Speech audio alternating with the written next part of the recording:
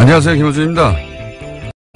예산안이 통과됐습니다. 개인적으로 가장 아쉬운 것은 아동수당입니다. 당초 보호자 소득과 무관하게 0세에서 5세 아동을 대상으로 했던 정부안은 야당의 반대로 소득 수준 상위 10%의 지급을 제외하기로 했습니다.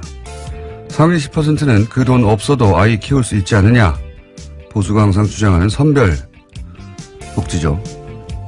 19세기 초 나폴레옹은 프랑스 혁명을 계승한다며 봉건적 의무와 농노제 폐지 그리고 전 시민에게 단일한 세금 체계를 선언했습니다. 왕과 귀족끼리의 동맹으로 유지되던 봉건국가에서 국민이 국가를 구성하는 소위 국민국가로 역사는 그렇게 발전을 합니다.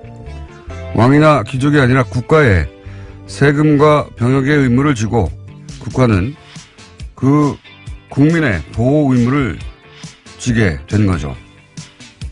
이후 가난한 빈민을 구제하는 구휼의 개념을 넘어서 국가가 국민 보편적 삶의 기본을 보장하는 복제 개념이 탄생합니다. 강도를 신고하면 경찰이 당신 소득의 상위 10%인가 아닌가 묻고 나서 출동하는 게 아니죠. 치안은 국가가 국민 모두에게 지는 보편 의무라서 그렇습니다. 자격은 국민이기만 하면 됩니다. 0세에서 5세까지 아동에게 국가가 삶의 기본에 대한 의무를 지겠다. 그 자격은 대한민국의 아동이기만 하면 된다. 이게 보편 복지죠. 반면 10%는 제외한다는 것은 곤란에 처한 90%의 상대적 빈민만을 구휼하겠다. 이것은 기본적으로 구제입니다. 그러니까 이건 돈의 문제가 아니라 국가의 의무를 어디까지로 할 것인가 하는 국가 철학의 문제다. 역사가 한 걸음 더 나아가는 걸 누군가 막았다. 김원준 생각이었습니다.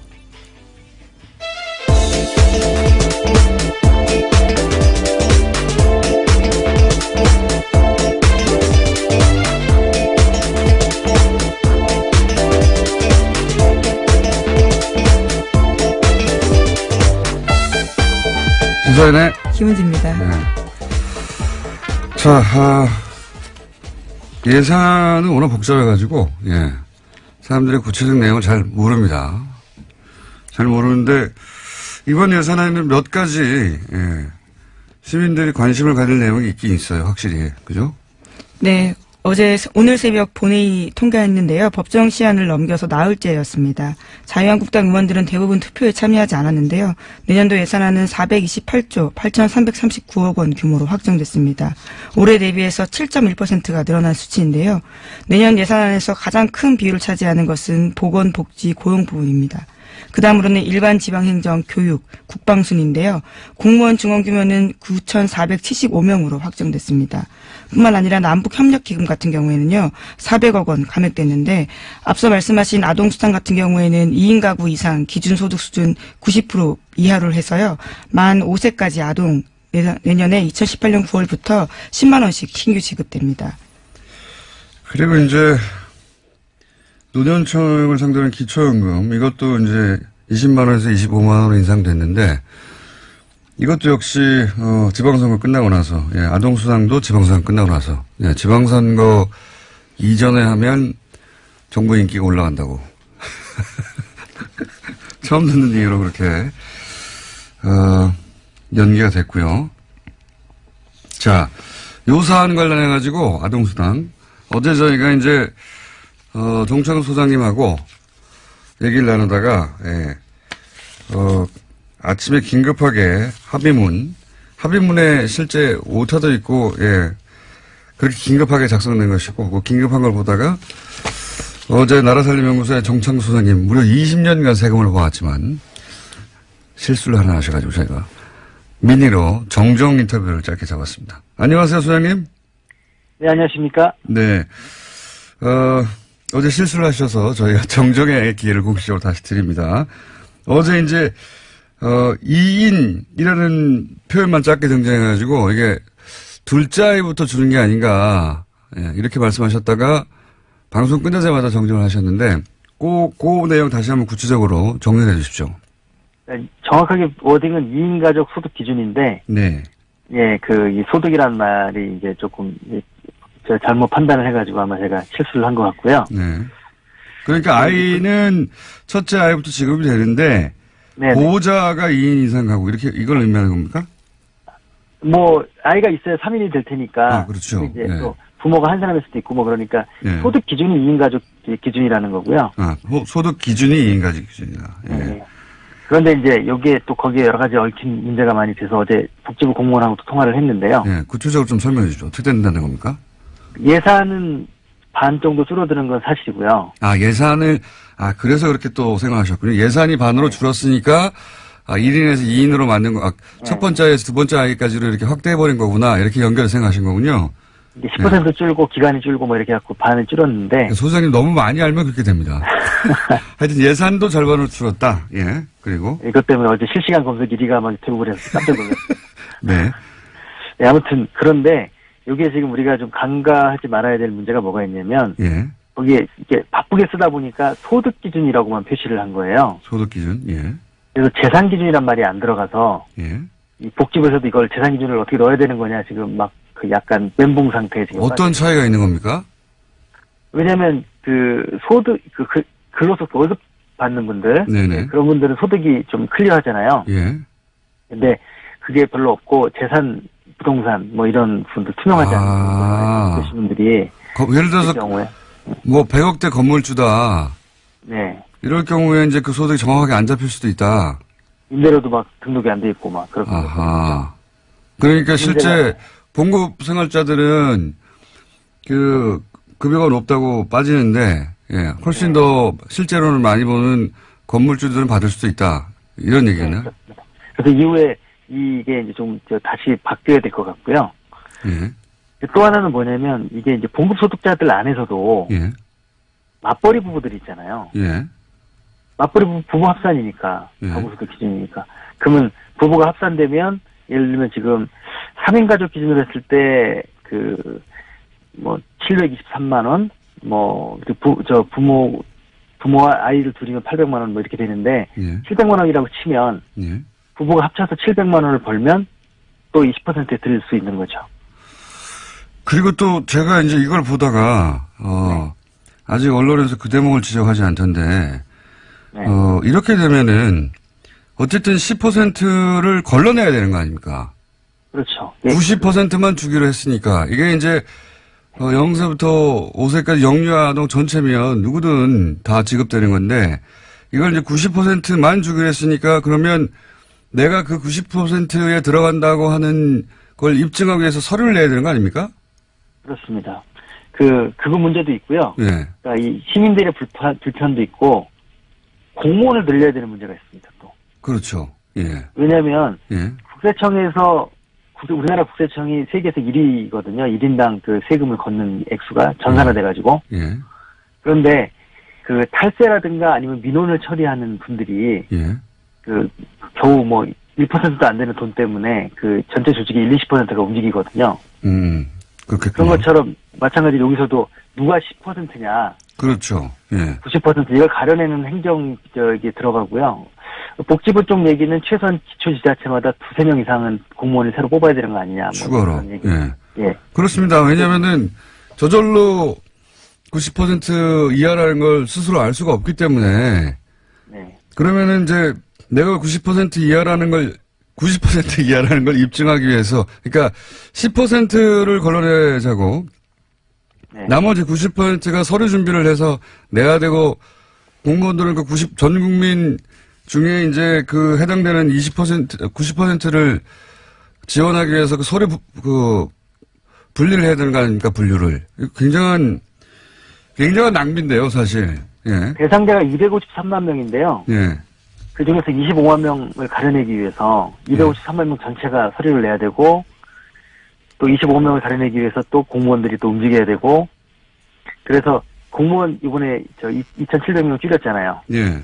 한 1,000명은 이것 때문에 들어갈 가능성이 있습니다. 그러니까 자본장부 뭐 얘기하면서 이걸 줄였는데 실제로는 이것 때문에 더 큰 정보가 필요하게 생겼어요. 앞뒤가 안 맞는 그래서 막상 하면 더 숫자가 늘어날 수 있다는 게 전문가들 얘기입니다. 알겠습니다. 이거를 그 10%를 깎느라고 이게 선별복지라고 하는 이제, 보수의, 예. 네, 구호를 위해서. 예. 참고로 말씀드리면 OECD 35개 국가 중에서 그 31나라가 이 아동수당을 이미 했고요. 예. 그 중에 20개 국가가 전체에게 지급하고 있습니다. 알겠습니다. 예. 사실관계는 오늘 여기까지 하고요. 예. 예산 문제는 오늘 민의로 어제, 잘못 나갔던 방송을 정정하는 차원에서 민의를 잠깐 했고요. 예. 요 예산 얘기는 다시 한 번씩을 또 따라잡겠습니다. 할 얘기가 많기 때문에요. 오늘 말씀 여기까지 듣겠습니다. 감사합니다. 네, 감사합니다. 네. 그러니까요. 예. 그러니까 한 30만 정도가 24만 뭐 그 정도에 들지 않는다는 걸 입증하기 위해서 서류를 내야 되고 그걸 처리하는 공무원이 더 필요해요. 예산도 더 필요하고 이게 말이 안 되는 것 같은데요. 어쨌든 아동수당은 그렇게 됐습니다. 나머지 분들은 이제 서류를 내야 한다. 자기가 하위 90%라는 말 걔네도 좀 웃기긴 한데 하위 90%에 든다는 걸 입증하기 위해서 내가 상대적으로 더 가난하다라는 걸 입증해야지 이걸 받는 거죠. 예. 이건 철학적으로도 안 맞는 것 같은데. 자, 다음 뉴스는 뭡니까? 네, 유엔 사무차장이 어제 북한을 방문했습니다. 북한이 초청하고 유엔이 이에 응한 건데요.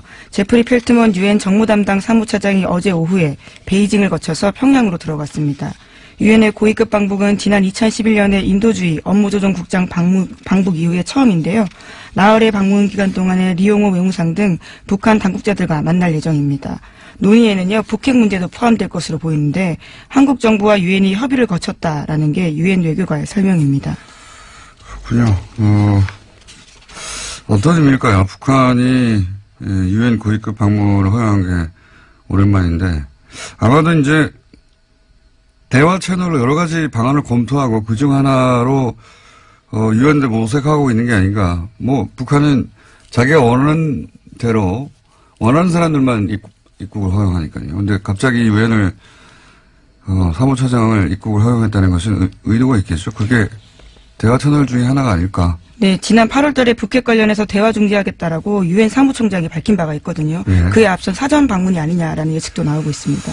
그렇군요. 예. 유엔 얘기하고 외교 얘기하니까 갑자기 생각난 건데 어제 포린 폴리시라고 대표적인 외교 전문지죠. 예. 제가 이 얘기 갑자기 왜 하냐면 이 잡지를 들춰본 게 10년도 넘은 것 같은데 여기 우리나라가 좋은 의미로 기사가 실린 건 처음 봐가지고 제가 잠깐 소개하면 포린 폴리시에서 원래 매년 세계 사상가 100인을 선정해요. 사상가, 그렇죠. 뭐, 띵커. 네. 예. 근데 올해는 리띵커. 새롭게 생각하는 사람 50인을 선정해서 새로운 사상가. 왜 그렇게 리띵커를 선정했냐면, 이제 2016년은, 포퓰리즘의 전 세계를 휩쓴 해다. 영국의 브렉시트도 있었고, 그 다음에 트럼프도 당선됐고, 자국 대통령인데 그렇게 표현했어요. 뭐, 예를 들면, 필리핀의 두테르트. 이런 사람들이 당선되고 이런 브렉시트 같은 현상, 포퓰리즘이 전 세계를 휩쓸었는데, 그럼 올해는 어떤 해냐? 정의하기를 그런 새로운 질서에 대해서 다시 생각하고, 리팅크하고, 새롭게 등장한 현실에 맞설 새로운 길을 찾는 해, 이렇게 정의했어요. 예. 그래서 전 세계적으로 이런 새로운 시대에 새로운 철학을 제시한 각 분야 리더, 50일 선정, 뭐 이런 거거든요.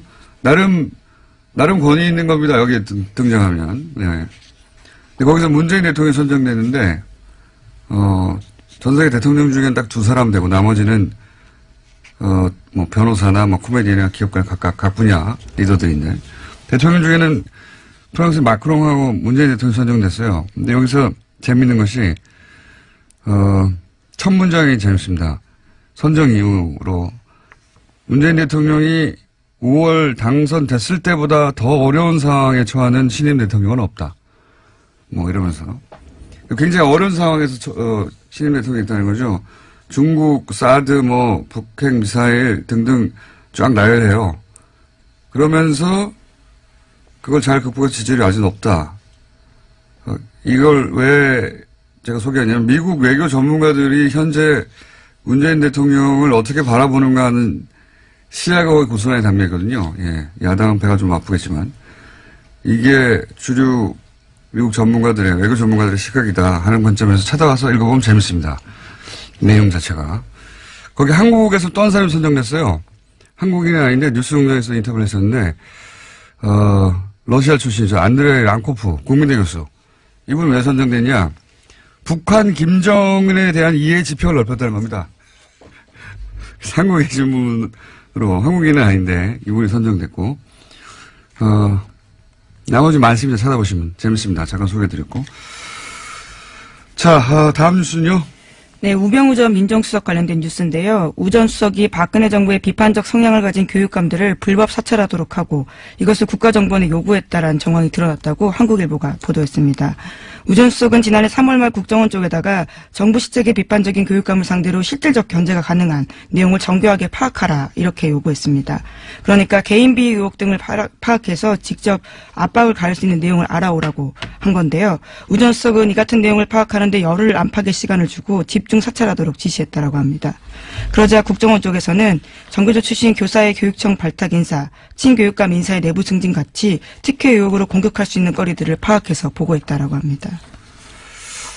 네, 박근혜 청와대는 이런 식이었어요, 다.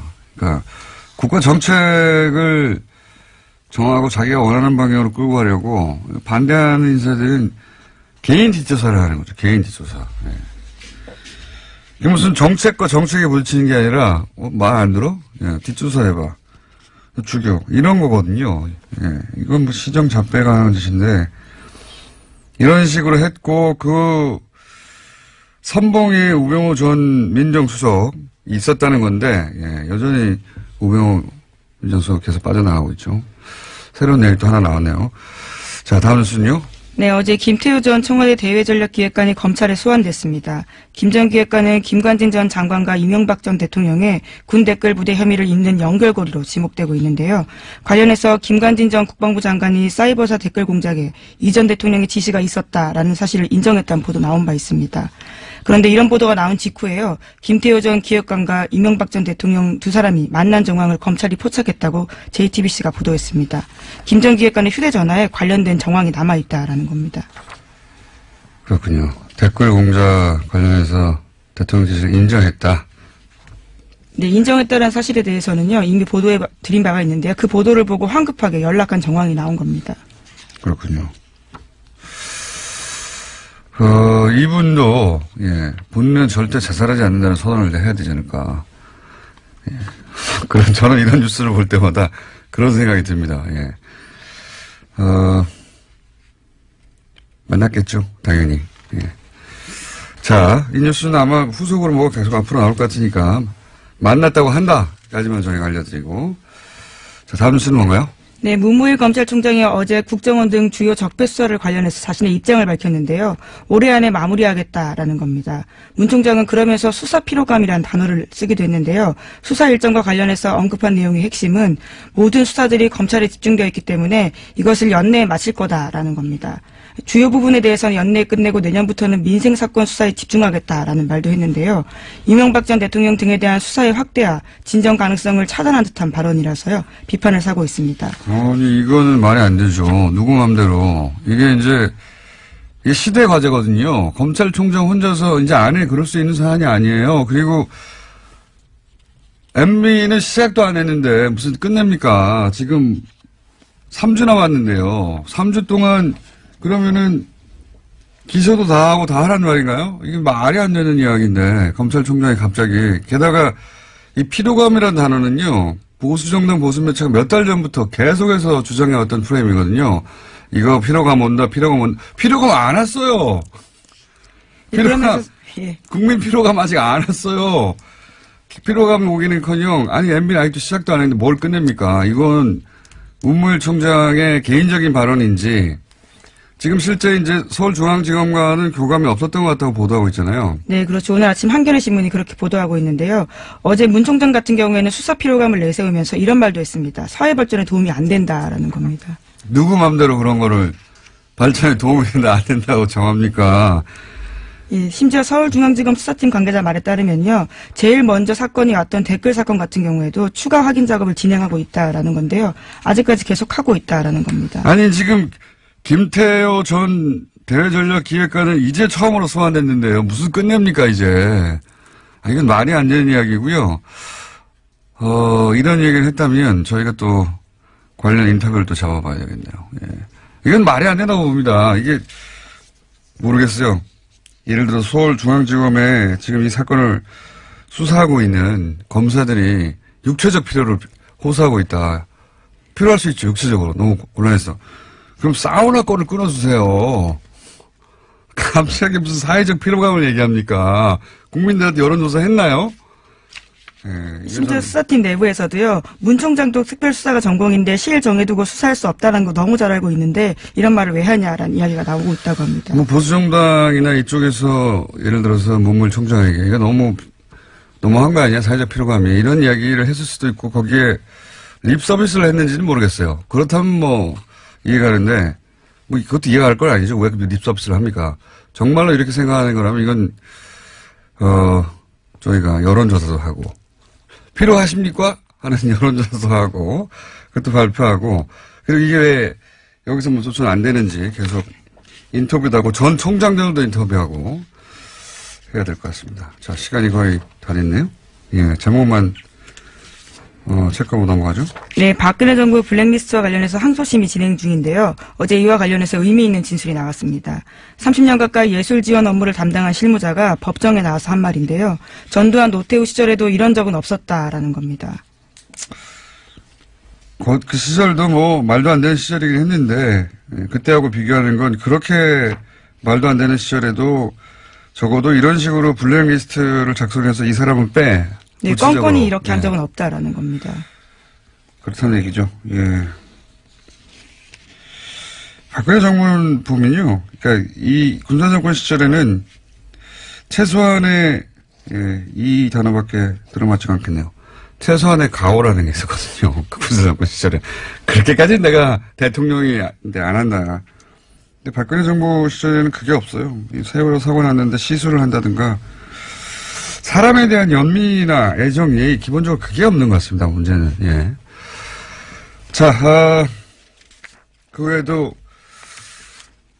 소개할 기사가 있는데 오늘 시간을 너무 많이 잡아서 미니 때문에 오늘 여기까지 하고 나머지 못한 건 내일 하죠. 예. 네, 그러시죠. 피로감이 아니고 필요감을 느낍니다. 필요감. 매우. 필요하다라는 의미시죠. 여기까지. 네. 시사인의 김은지였습니다. 감사합니다. 만나면 즐거웠던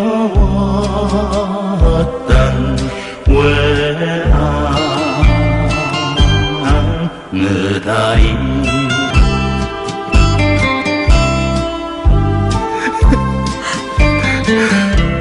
자유한국당 원내대표 경선 일주일 남았습니다. 현재 구도가 친홍, 친박 그리고 중립 이렇게 3파전이라고 하는데요. 오늘은 중립지대 후보가 당선되어야 한다고 주장하시는 나경원 의원을 스튜디오에 직접 모셨습니다. 안녕하세요. 네, 안녕하세요. 이 음악 외나무 다리. 우리 예. 지난번 예전 서울시장 선거 때 예. 원수는 외나무 다리에서 만나는데 예. 아시는 분은 아시겠지만 의원님과 제가 오랜 구원이 좀 있습니다. 예. 원수 외나무 다리. 다른 이야기 하기 전에 그동안 제가 미웠다 안 미웠다? 단답형으로? 아니 당연히 미웠죠. 네, 미웠다. 예. 네. 그 미웠던 얘기는 다음 기회에 따로 하기로 하고 예. 오늘은 자유한국당 원내대표 경선 이야기만 하기로 하겠습니다. 자, 외나무다리 시그널 마음에 드십니까? 제가 막 웃긴 했는데 가만히 갑자기 옛날 생각이 나는데 네, 제가 다 잊어버렸는데 사실은 예, 네. 잊어버리셨을 리가 있나요? 잘못하신 줄 아시는군요. 글쎄요. 자, 오늘은 손님 오셨으니까 예, 그 이야기는 다음 기회에. 현재 당내 경선 구도가 친홍, 친박, 중립 이렇게 3파전이 맞긴 맞습니까? 예, 그렇습니다. 네, 이제 뭐 후보들이 속속 뭐 출마 선언을 하고요. 오늘은 그 중립 후보 단일화를 위한 토론회를 합니다. 그래서 오늘 토론회하고 오늘 내일 이틀 여론조사를 해서 내일 단일 후보 발표하기로 했습니다. 중립 후보라면 이주영, 조경태, 한선교 의원 이렇게. 예, 그렇습니다. 예, 세 분. 근데 예. 그 단일화를 의원님이 주선 혹은 제안하신 거라면서요? 그렇게 언론에 보도됐던데. 예. 그러니까 사실 이제 저는 처음부터 이번 원내대표 선거는 개파 대리전이 돼서는 안 된다고 생각을 했거든요. 가장 중요한 핵심이 이제 이 당이 안 그래도 힘이 없는데 정말 진정으로 통합이 되어야지 뭐 문재인 정부의 힘이 없긴 없습니까? 예, 느끼십니까? 뭐 어제도 저희 사실은 좀 이제는 너무 무시하는 것 같아요, 저희들 사실은. 그리고 사실은 어제는요, 신종 날치기입니다. 국회의장이 어제 예산안을, 예. 처리를 사실 이제 저희가 의총하는 사이에 국회를 열어서 표결에 붙였거든요. 근데 아시다시피, 우리가 그저께 그 원내대표 3명이 합의한 것은요, 잠정 합의안입니다. 반드시 원내대표들이 합의한 것은 의총에서 추인을 받아야지 이 제대로 효력을 발생하는 건데요. 이 저희 의총에서 추인받지 못했다는 것을 분명히 얘기했음에도 불구하고 이 정세균 의장께서 여야 원내대표들이 다시 한번 얘기해봐라. 뭐 이런 시간도 주지 않고. 열몇 시간 드리지 않나요? 아니, 다시 한번 불러서 정세균 원내대표가 그런 걸 이렇게 주선한 다음에 표결에 붙였어야 되는데, 뭐 예정된 시간을 넘겼다는 이유만으로 그냥 표결에 붙인 것은 정말 국회의장으로서 이것은 우리 정세균 의장님 제가 좋아하거든요. 의회주의자다라고 생각하는데 정말 어제는 굉장히 실망스러웠고요. 이런 식으로 국회 운영을 하면 결국은 뭐 116명 있는 그러니까 거대가 아니라 일당, 제1야당을 완전히 무시하는 것이고 이것은 협치? 뭐 이거에 전혀 반하는 것이다. 이렇게 생각합니다. 알겠습니다. 화가 나신 것 같고 협치는 거꾸로 이제 자유한국당도 안 하고 있는 걸로 좀. 예. 찬성해 주는 건 하나도 없잖아요, 또. 찬성해 드리는 것도 있죠. 어떤 게 있습니까? 아니, 저희가 찬성 안 하면 법안 통과됩니까? 그러니까, 찬성을 특별히 해 주는 건 없는 걸로 알고 있는데, 제가. 예. 번번이 저희의 의견을 전혀 안 들어주는 또 여당도 문제이겠죠. 그래서 사실은 저는 이제 의회는 가장 중요한 게 합의인데 너무 이 국민의당과 이번에도 결국 야합했다고 우리가 다 평가하는 거 아닙니까? 그래서 다 평가는 아닌 것 같고요. 국민의당이요, SOC 예산 챙겨갔죠. 그리고 이 카톡 문자도 확인되지 않았습니까? 그래서, 이런 거 보면은 사실은 이제 국민의당만 어떻게 이렇게 돌려서 과반만 넘자 이렇게 가니까 사실은 일야당의 이야기는 무시되는 것이 너무 많은 것 같습니다. 그래서 이렇게 돼서는 과연, 의회가 의회로서 작동할 수 있겠느냐 이런 걱정입니다. 알겠습니다. 거기에 또 제가 할 말도 있긴 한데 오늘은 사실 그 얘기 때문에 오신 게 아니어서 그 얘기 듣기만 하고요. 예. 친홍 후보는 그러면 다시 아까 이야기로 돌아가서 김성태 의원이 맞는 거죠? 그렇죠. 그렇게. 홍준표 대표께서 이제 노골적으로 이렇게 말씀하셨으니까요. 친박은 홍문종, 유정 의원 이렇게 되는 거죠? 네, 그렇죠. 친박 의원도 단일화 한다는 얘기가 있죠? 두 분도 단일화 노력을 한다고 이야기를 들었습니다. 본인은 왜 안 나가셨어요? 나온다는 얘기가 한참 있다가. 예, 아니 중립 후보들이 너무 많은 거예요, 사실은. 본인이 단일 후보가 되면 되잖아요, 거기서. 거기서 저까지 하겠다고 나서서는 단일화가 되지 않겠더라고요, 사실. 그래서 제가 빠져야지 단일화가 좀 더 쉬울 것 같아서 제가 좀 세 보이잖아요.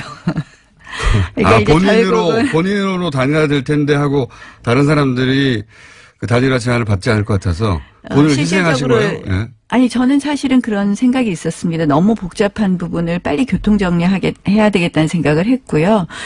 실질적으로 단일 후보 지금 룰도 우리가 결국 자유한국당을 지지하는 국민들께 물어보는 여론조사 형태를 취하기로 했거든요. 예. 원래는 책임당원을 하려고 했는데 일반 여론조사로 바꿨어요? 예. 왜냐하면 책임당원 명부를 당에서 줄 수 없다 해서 일반 여론조사로 바꿨는데요. 이제 그런 예가 없답니다. 뭐 당 내에서도 무시당하고 있는 것 같은데 중립 후보들이. 그래서 저희가 야당의 길을 제대로 걸으려고 중립 후보가 당선되어야 되겠다고 생각합니다. 지금 판세는 어때요? 그러니까 친홍 그리고 친박 그리고 중립 친홍도 친박도 아니다고 하는 중립 이 전체적 표심의 향배는 어떻습니까? 뭐 사실 이제 중립이라는 것이 어떻게 보면 이리저리 나중에 센 쪽으로 붙기 때문에 남기 어렵다 이런 걱정들 하시는 분들도 있는데요. 실질적으로 이제 저희가 계파 갈등 때문에 사실 이 지경이 되지 않았습니까? 저희가 뭐 작년 총선 때부터 시작된 거라고 생각을 하는데요. 그래서 계파 갈등이 굉장히 염증을 내는 의원들이 많이 있습니다. 그래서 저는 중립이 확대될 것이라고 생각을 하고 그런 흐름이 있다 이렇게 말씀드릴 수 있습니다. 확대될 거라는 건 아직 그러면 1위는 친홍 후보인 김성태 의원이 가장 유력한 상황입니까? 판세는? 그러니까 지금 저 제일 불량 유권자가 국회의원이라는 거 아시죠? 네. 예. 어떤 의미에서?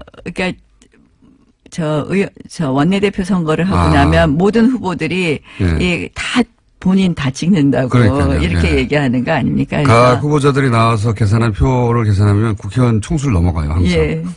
국회의원 총수 곱하기 후보자 수. 예, 그렇게 되는데요. 그래서 친박 후보 와 이 친홍 후보는 지금 그 아주 핵심 계파로 묶여 있는 몇 명 이게 숫자가 나오지 않습니까? 그럼 100으로 나눴으면 친홍은 몇 쯤 됩니까? 현재 저는 판세는 한 35에서 40은 친홍으로 그러니까 친홍으로 묶을 수 있다고 봅니다. 예. 그리고 친박은? 친박도 30표 내외 정도를 지금까지 남아 있는. 그럼 둘이 합치면 70인데요. 예. 그럼 중립이 30밖에 안 되는 거 아닙니까? 그렇게 계산하면. 116표입니다, 저희가. 그렇죠. 네. 근데 이제 저희가. 숫자로, 퍼센티지가 아니라 숫자로. 그런데 저희가, 과반을 넘어야 되거든요. 그래서 1차 투표에서 과반을 넘지 못하면 2차 투표로 가게 되어 있습니다. 그래서. 2차 투표를 노리시는 거군요, 지금. 예, 결국은, 1차 투표에 1위를 못 하더라도 2차 투표에서, 1위가 되면 당선이 될 수 있거든요. 예를 들어서 김성태 의원이 1차 투표에서 과반을 넘기지 못한 1위를 하고 그리고 2, 3위를 친박과 중립 후보가 했어요. 그러면 친박과 중립 후보가 단일화를 합니까 또? 단일화를 하는 것이 필요가 없죠. 아니라 2위가 돼. 예, 그렇죠. 그러니까 예를 들어서 중립에 있으면 어느 쪽이 1등을 하든 저희가 2등만 해도 떨어진 쪽이 저희를 찍게 되어 있는 거죠. 그렇게 보시는 거군요. 네, 예. 거꾸로 예를 들어 친박이 2위를 했어요. 그러면 중립은 친박을 밉니까? 친홍을 밉니까? 그랬을 때는 중립은 나눠진다고 봅니다. 각각 나라 개인 사정상 나눌 것이다. 그럼 어떻게 될지 모르고. 그러면 2위가 못 결국은 끄네요. 홍준표 사당화가 더 문제냐, 친박의 부활이 더 문제냐에 대해서 어느 쪽이 더 고민을 한다고 생각을 합니다. 저는 사실은 이 친박의 부활도 굉장히 문제인데, 사실 서청원, 최경환 의원에 대해서 어제 홍준표 당대표께서도 소멸되는 과정이다 이런 표현을 쓰셨거든요. 그래서 그런 면에서는 지금의 권력인 홍준표 대표의 사당화 이 부분에 대해 더 큰 문제 아닌가 이렇게 생각합니다. 친박은 어차피 소멸되고 하는 과정인데 친홍이 더 문제다. 그런데 네. 홍준표 대표가 왜 이렇게 문제죠? 왜 절대 안 된다고 생각하십니까? 굉장히 장점도 있으시지만 사실은 외연 확대에 있어서 상당히 문제가 있다고 생각을 합니다. 홍준표 대표의 문제입니까? 아니면 김성태 후보 개인 자질의 문제입니까? 저는 홍준표 대표의 문제를 말씀드립니다. 김성태 후보의 개인 자질은 문제가 없나요? 그 부분은 각자 의원들마다 성향이 다를 거라고 생각을 합니다. 의원님 보시기에는요? 저희가 이제 원내대표가 어제 보면 저희가 전략과 전술에서 다 실패했다. 치밀함에서 부족했다. 이런, 지적들을 많이 하고 있습니다. 예산안 처리 과정에서. 결국은 원내대표가 샤우팅만 해도 안 되고 그렇다고 새님처럼 앉아서 계산만 해도 안 된다고 생각을 하거든요. 두 캐릭터를, 그러니까 정말 치밀함과 또 돌파력과 이러한 것을 다 가져야 된다고 생각을 하는데요. 사실 이제 나온다고 하시는 분들 어느 한 분, 둘 다 가진 사람이 없다. 문제가 되는 사람이 없다고도 볼 수 있고 모두들 또 미흡하다고 볼 수 있는 부분도 김성태 의원은 있다고 어느 쪽이 부족합니까? 생각합니다.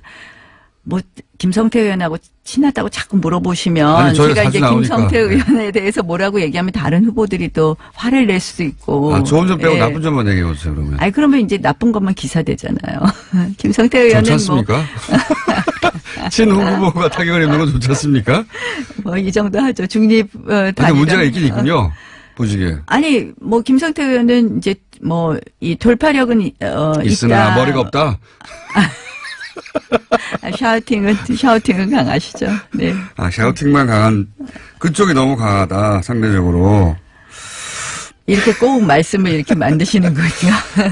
그러니까 이제 중립 후보는 나눠질 것 같습니다. 만약에 친박 후보가 2등이 돼서 그렇게, 친박과 친홍이 붙었을 때는. 그럴 경우에. 그러니까 지금 중립 후보의 1차 목표는 2위를 하는 거네요? 네, 그렇습니다. 2위를 하면 친박이 친홍을 찍을 수는 없다. 네. 이렇게 보시는 거고. 네. 그럼 당선 가능하다. 이런 네. 로드맵이네요. 네, 네. 그러면 그렇게 해서 결국 원내대표로 가는 게 뚫릴 수도 있는데 본인은 왜 굳이 안 하셨어요? 제가 한다 그러면 룰이 합의가 잘 안 될 겁니다. 아까 본인이 너무 말씀드린 강력한 것처럼. 후보라서? 그러니까 이 뭐 다른 면에서 강력한 게 아니라 제가 늘 이제 뭐 여론조사 같은 거 하면 제가 그래도 잘 나오는 편이니까. 왜 웃으십니까? 예, 제가 10년 전에 직접 인터뷰한 적이 있었는데. 네, 맞습니다. 그때는 네. 친했어요. 그때는 이렇게까지 뻔뻔하지 않았거든요. 근데 의원실 있을 때 인터뷰할 땐 잘해주시던데 인터뷰 내용은 뭐 별로 그때도 우호적이지 않으시던데 뭐 그 정도는 기사로 나온 거는. 우호적인 게였습니다. 그 정도. 알겠습니다. 네, 그 이유를 생각해 보세요. 서울시장 선거 때. 자, 그 얘기 나중에 하고요. 홍준표 대표의 사당화가 문제다. 이런 주장도 하셨는데, 뭐, 네, 사당화가. 그렇습니다. 그러니까 홍준표 대표가요. 뭐가 사당화죠? 사당화라는 것, 대표라는 거는 당원 당규에 따라서 당원이 위임한 권한을 행사하는 거 아닙니까? 예. 그러니까 모든 권한을 행사하는데 당원 당규에 따라서 해야 된다고 생각을 합니다. 근데 어제만 해도, 어제 관음클럽 토론회에서 이런 말씀을 하셨어요. 새로 원내대표 선출되게 되면 원내 사안도 내가 관여하겠다. 근데 저희는 분명히 투톱 시스템이거든요. 대표는 당을 대표하는, 그래서 당무를 총괄하는 업무를 하는 거고, 원내 사안에 대해서는 원내대표가 최고의 권한과 책임을 가지고 있거든요. 그런데 뭐든지 본인이 다 하시겠다 그러세요. 원내대표도 자신이 오달 내리겠다. 말하자면. 그다음 그동안 모든 발언이 그렇잖아요. 광역단체장도 누구는 된다, 누구는 안 된다. 뭐 이 사람은 공천 안 줄 거다. 뭐 부산시장에 대해서. 서병수 부산시장에 대해서 안 된다고 얘기하고. 근데 사실은 광역단체장도요. 저희가 분명히 광역단체장은 대통령 선거 후보를 선출하는 것과 똑같은 방법으로 경선을 하는 것이 원칙입니다. 다만 취약 지역에 한해서 우리가 전략 공천을 할 수 있는 건데요. 이것도 당원 당규에 있는 것에 막 반하는 이야기를 툭툭 하세요. 서병수 부산시장을 취약한 지자체장으로 파악하신 거 아닐까요? 아니, 취약 지역이라는 것은 저희 당이 취약한 지역. 그래서 아하, 이제 후보가 아니라. 호남이라든지 이런 경우에만 전략 공천을 할 수 있고 원칙이 경선하게 되어 있습니다. 대통령 후보 경선하고 똑같이 정말 왕왕 그런 예가 너무 많이 있거든요. 그래서 제가 지자체장들에 대해서 그냥 개인 의견을 밝힌 거라고 볼 수도 있지 않습니까? 뒤에서 작업하는 것보다 낫지 않나요? 아니, 안 된다. 안 된다 하고 말씀을 하시는 것은 맞지 않는 거죠. 본인이 생각하기에는. 아니, 본인이 생각하는 것이 아니라 그냥 안 줄 수 있어. 안 주겠어. 공천 안 준다? 안 준다. 이런 식으로 공천권을 본인이 가지고 있는 것처럼 이야기하시는 거. 그다음에 그 외에도 굉장히 많은 당원 당규를 지키지 않는 사례가 너무 많이 있습니다. 또 하나만 얘기해 주세요, 그러면. 하나 더 얘기할까요? 사실은 이거는 이제 박근혜 대통령 출당 문제인데요. 저는 사실은 출당을 하는 절차가 맞다고 생각을 합니다. 그런데 그 절차가 틀린 겁니다. 사실은 당원 당규에 따르면 반드시 최고의 의결을 거쳐야 됩니다. 그런데 최고의 의결로 확정되는 것입니다. 그런데 이것도 최고의 의결이 필요 없다고 본인이 막 주장을 하셨거든요. 유불리에 따라서 본인이 당원 당규에 정해진 걸 그냥 건너뛰거나 한다. 그래서 저는 우리가 이렇게 실패한 것, 또 우리가 지금 사실은 국민의 지지로부터 멀어진 것은 사실 박근혜 대통령, 전 대통령의 어떤 국정농단의 핵심이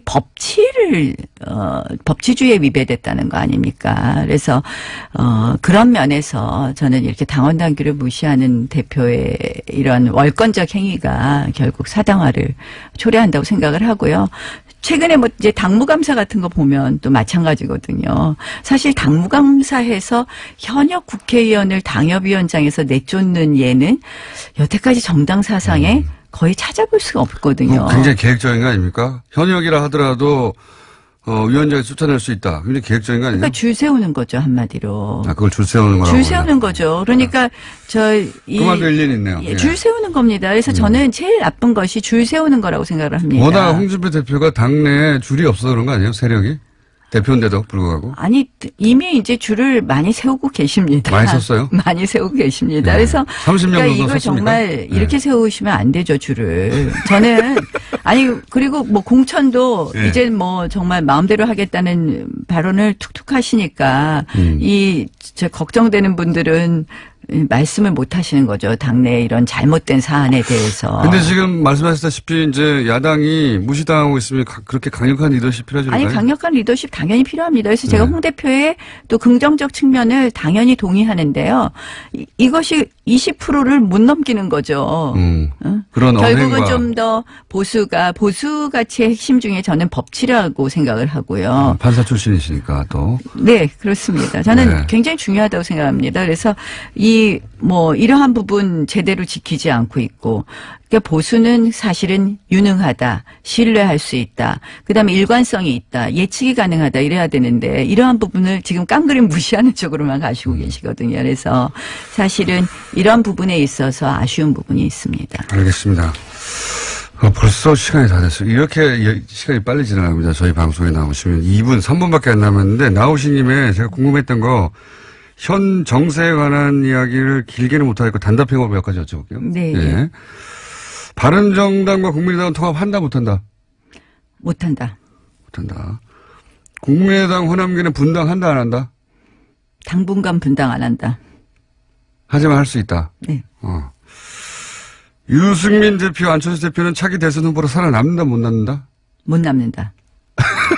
두 사람 다? 네, 못 남는다고 생각합니다. 못 남았으면 좋겠다? 아니, 못 남는다고 생각합니다. 못 남는다. 유승민과 안철수 한 사람만 선택하라면 유승민이다 안철수다? 어떤 면에서 한 사람을? 그러니까 뭐 예를 들어서 살아남는 사람 아니면 뭐 살아남고 그 이후에 예를 들어서 연대할 수 있고 뭐 연대할 수 있는 사람은 유승민 대표죠. 살아남는 사람은요? 살아남는 사람은 가능성으로 따지면 안철수 대표가 좀 더 높다고. 좀 더 높다. 하지만 결국은 둘 다 못 살아남는다. 네. 못 살아남았으면 좋겠다는 마음도 조금 담겨 있다. 아니 이제 뭐 우리 작년에 JP 총재 만났는데 안철수 대표에 대해서 참 뭐 다 좋은데 정치 경력이 짧아서 이러시더라고요. 그게 딱 느껴지는 부분이 있었습니다. 못 살아남았으면 좋겠다는 마음이 조금은 담겨 있다? 없다. 아니 그 마음을 안 실어도 당연히 못 살아남습니다. 근데 담겨 있다 없다. 뭐 안철수 대표에 대해서는 제가 크게 그렇게 생각하는 바가 없습니다. 유승민 대표에 대해서는 라이벌일 수 있으니까 좀 담겨 있다. 아니 두 분 다. 담겨 있다. 두 분 다 어차피 못 살아남을 것 같은데 뭐 담겨 그건 있고 전망이고 본인의 마음이 담겨 있다 없다. 전 마음은 전혀 뭐 관심 없습니다. 매우 담겨 있는 것으로 그럼. 문재인과 홍준표 중에 누가 더 밉다? 현재 기준으로는? 현재 기준으로는 지금 이제 사당화 얘기했으니까 홍준표 대표가 더 밉다고 얘기해야 될 것 같지만 문재인 대통령 요새 좀 지나치십니다. 네. 홍준표 대표도 만만치 않게 밉다. 이 정도로 할까요, 그럼? 그래도 저는 야당 의원입니다. 제가 40초인데 질문 많은데 몇 가지 추려야 되겠네요. 네. 문재인 지지율이 이렇게 높게 유지되는 이유 한 가지만 꼽자면? 국민소통. 자유한국당 지지율이 못 올라가는 이유 한 가지만 꼽자면?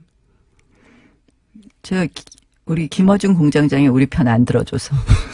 언론 환경이 좋지 않다는 것도 한마디 드리고요. 뉴스 공장 하나 있어요. 나경원은 대선 후보로 나선다 안 나선다?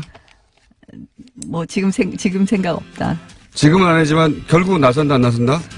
언젠가는 나선다. 오늘 여기까지 하고요. 좀 자주 오시죠? 그동안 한 번도 안 불러주셨습니다. 나경원 의원이었습니다. 노르가즘 노회찬 원내대표 나오셨습니다. 안녕하십니까? 네, 안녕하십니까? 자, 예산안이 이제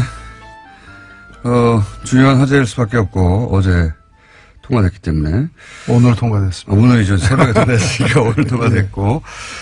근데 나경원 의원이 2부에 잠깐 나오셨는데 이런 항의를 하고 가셨어요.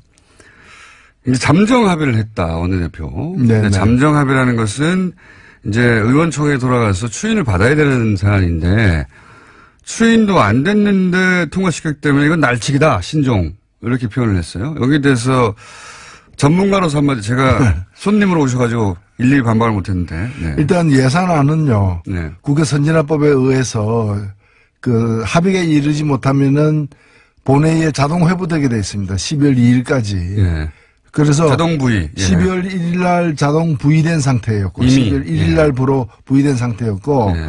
이제 수정안이 나왔는데 그 소위 말하는 잠정합의라는 거는 수정안에 대한 잠정합의. 예. 수정안에 사인은 했지만 의원총회에서의 동의를 구하지 못했기 때문에 잠정합의에 불과하다고 얘기한 것은 수정안에 대한 자유한국당의 입장이고 예. 근데 그 수정안도 국민의당이나 민주당은 합의한 상태였거든요. 예, 예. 그래서 원안이 자동 부의된 상태에서 예. 어떤 수정안이라도 나올 수 있는 거예요. 예. 이것은 뭐 50명 이상이 동의해가지고 그 여기저기서도 낼 수 있는 것이고요. 예. 그래서 잠정 합의였기 때문에 안건 자체가 올라가면 안 된다, 다루어서는 안 된다는 얘기는 그 어느 나라 국회의원인지를 일단 확인해야 됩니다. 대한민국 국회의원은 그런 얘기 할 수가 없거든요. 자동 부의이기 때문에. 예. 근데 이제 논리는 이건 것 같아요. 잠정 합의가 됐다는 것은 이제 이제 원내대표끼리 얘기고. 네. 예. 의원총회를 해서 총의를 모아서 거기 추인을 하거나 반대하거나 의사결정을 해야 되는데 그 과정을 기다려주지 않았다. 뭐 이런. 근데 그 과정에 참여 안 했잖아요. 그 과정이 표결 과정이지, 그거는 안건을 상정하는 과정은 아닌 거죠. 그리고 사실. 그리고 수정안은 예. 뭐 그 원내 교수단체들의 어떤 모든 교수단체들의 동의가 있어야만 올린다거나 이런 건 아니에요. 예. 그거는 뭐 정족수 어느 정도 수만 되면은 의사 정족수만 되면 올릴 수 있는 거죠. 그래서 표결에, 이렇게 만약에 의원총회에서 이 안은 우리가 반대한다고 했으면 사실 표결에 참석했어야 되는 거죠. 참석했어야 되는 거죠. 네. 그렇게 생각이 되는데, 이와가 이제 자유한국당에서는 제1야당을 무시하고 날치기를 통과시켰다라는 게 지금, 자유한국당 입장인 것 같아요. 날치기라는 거는 되게 이제 의원들이 반대하는 가운데, 근데 그 사람들이 그 표결하지 말라고 얘기하지는 않았어요. 자, 뭐, 그런 일이 있었습니다, 어제. 그래서 사실은 자유한국당도 통과를 막지 못하는 건 알고 있었죠. 알고 있었는데, 그래도 이제 지지자들 향해서 뭐라도 했다고 이제 퍼포먼스를 해야 하니까, 예. 어제 그렇죠. 퍼포먼스가. 자기들이 그 표결을 해서 다른 야당과 더불어서 힘을 합쳐가지고 이길 가능성이 있어서 표결에 참석을 하는 거고요. 참석해도 이제 안 될 것 같으니까, 예. 이제 참석을 안 하는 거죠. 그러니까 아무래도 이제 시험에 떨어질 것 같으니까 그냥 자퇴해버리는 거죠. 나는 학교 안 다녔다. 그래서 시험을 안 쳤다. 그래서 나는 참석 안 했는데 왜 시험을 쳤냐고 학교에 항의하는 거죠. 그런 거죠. 예. 그런 상황으로 또, 이쪽 지지자들은 이해하시면 될 것 같고. 그리고 필리버스터를 왜 안 했냐고 말하시는 분들인데, 필리버스터를 12월 1일 지나면 못하도록 한 게 새누리당 여당 시절에 그렇게 만들어놨죠. 예. 그래서 필리버스터를 못한 겁니다. 뭐 어떤, 제가 볼 때는 의지, 예. 투지, 뭐 심지어 체력, 이게 되는지도 의문스러웠어요. 저 사실 필리버스터 한번 보고 싶거든요. 자유한국당에. 체력. 자, 근데 내용으로 들어가가지고, 뭐, 아동수당 기초연금이 지방선거 이후로 지금 연기된 거, 여기에 대해 말들이 많습니다. 예. 아동수당하고 기초연금 인상은 자기들도 그 다른 모든 정당들이 지난 대선에서. 5월 대선에서 약속을 했던 것이에요. 예. 그러니까 반대할 명분이 일단 없고요. 예. 두 번째 이걸 연기하면 누가 손해보느냐. 예. 그러면 민주당이 손해보느냐. 그게 아니에요. 이 수당을 받게 돼 있는 사람들이 손해보는 거예요. 그렇죠. 그러니까 국민들의 고통이 더 가중되는 건데 그럼 왜 연기하려고 하느냐. 이걸 갖다가 예정대로 애초에 이제 예정했던 것처럼 오늘 통과됐으면 바로 내년부터 시행한다거나 네. 아니면 4월 혹은 뭐 나중에 여당에서 이제 수정안으로 양보한 게 7월부터였는데 네. 그렇게 할 경우에는 지방선거에서 여당에 대한 호감이 높아져 가지고 그러니까. 예, 싫으신다. 아니 그런 식으로 따지면은 근데 결국에는 자기들의 당리당략을 위해서 국민들의 고통을 더 받아라. 그런 이 얘기거든요. 셈이죠. 예. 이런 걸 우리가 보통 내자로 뭐라 그러는지 아세요? 민중의 적이라 그럽니다. 그렇잖아요. 민중이 더 고통받아야 자기들이 더 유리해진다면은 그런 위치에 있는 사람들이야말로 민중의 적인 거죠. 그러면 평창올림픽에서 금메달이 쏟아져 나왔다. 한국 선수단이, 예. 대표단이. 그러면 이제 정부도 좀 칭찬받을 거 아니에요. 예. 그러면 평창올림픽도 연기해야 됩니까? 금메달 따면 안 됩니까? 제2의 김연아 나오면 안 됩니까? 말이 안 되는 거죠. 이게 지방선거 이전에 뭘 한 해 만한 얘기는 과거에도 있었는데 지방선거 이후로 연기하라는 건 제가 처음 들어본 것 같아요. 의님 들어보셨습니까, 이거? 아, 저도 처음 들어보는 거죠. 그러니까 지방선거 전에는 슬픈 소식만 있어야 된다는 얘기 아니에요. 지방선거 전에는 국민의 눈에서 피눈물만 나야 된다는 그런 말도 안 되는 얘기를 하는 거죠. 그리고 아동수당이 이제 90% 이하만 지급되게 하는 것도 결국 이제 야당의 주장에, 뭐 중간에 합의를 해서 이렇게 90%로 야당 반대 때문에 합의가 됐는데 이것도 문제가 많지 않습니까? 예, 보편적 복지의 원칙이 후퇴한 것이고요. 예. 이렇게 되면 그 10%를 고르는 작업을 그렇게 한 번만 하는 게 아니라 해마다 해야 됩니다. 왜냐하면 올해는 10%에 그렇죠. 들었는데 내년에는 10%가 아닐 수도 있는 거거든요. 11%가 될 수도 있고요. 예. 예. 그럼 그걸 선별하는 작업이 다 행정 비용으로 들었는데 그러니까요. 공무원 줄이라고 하면서 예.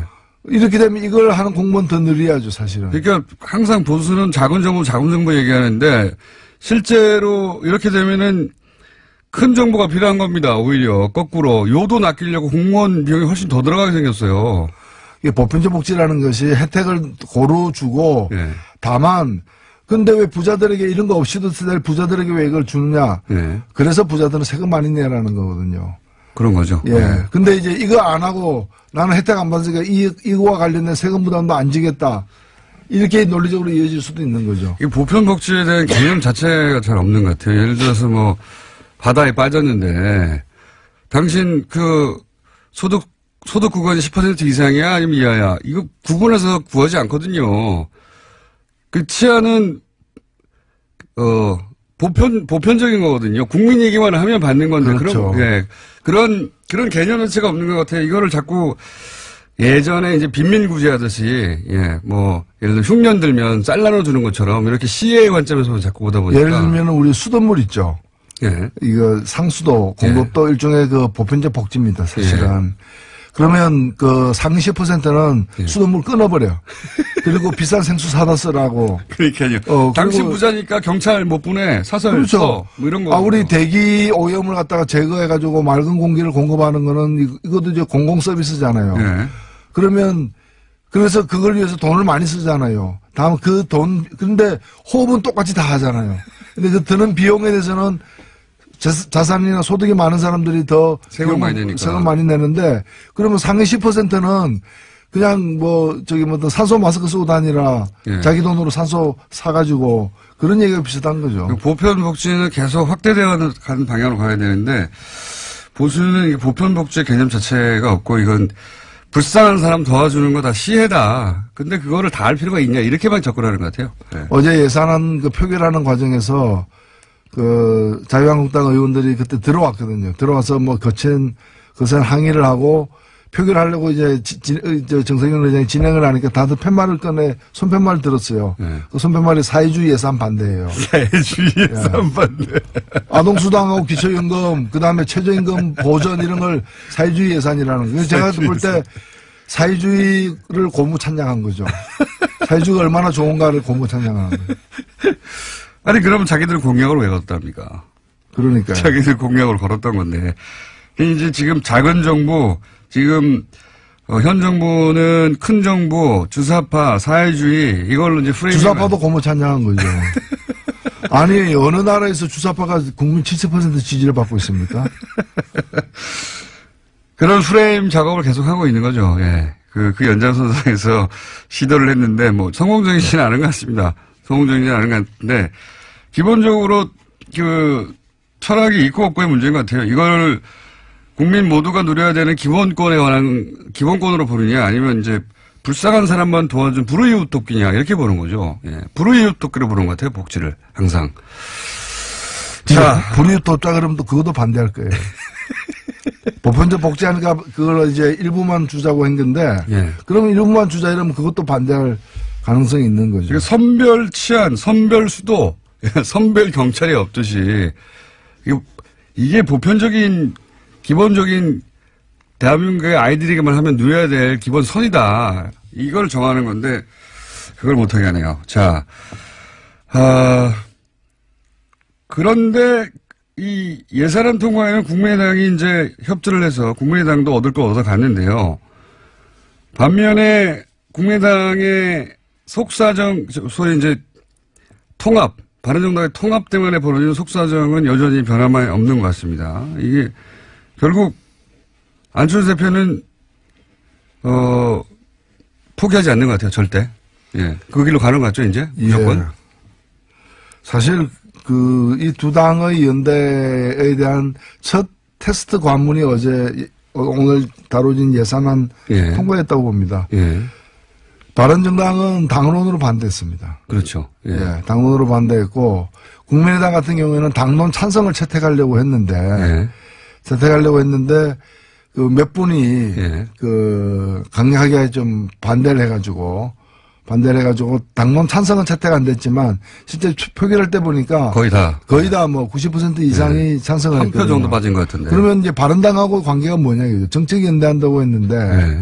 이렇게 정책의 어떤 결정체라고 볼 수 있는 예산안에 대해서 서로 입장이 완전히 어긋나는 상황인데, 정책 연대는 뭐냐.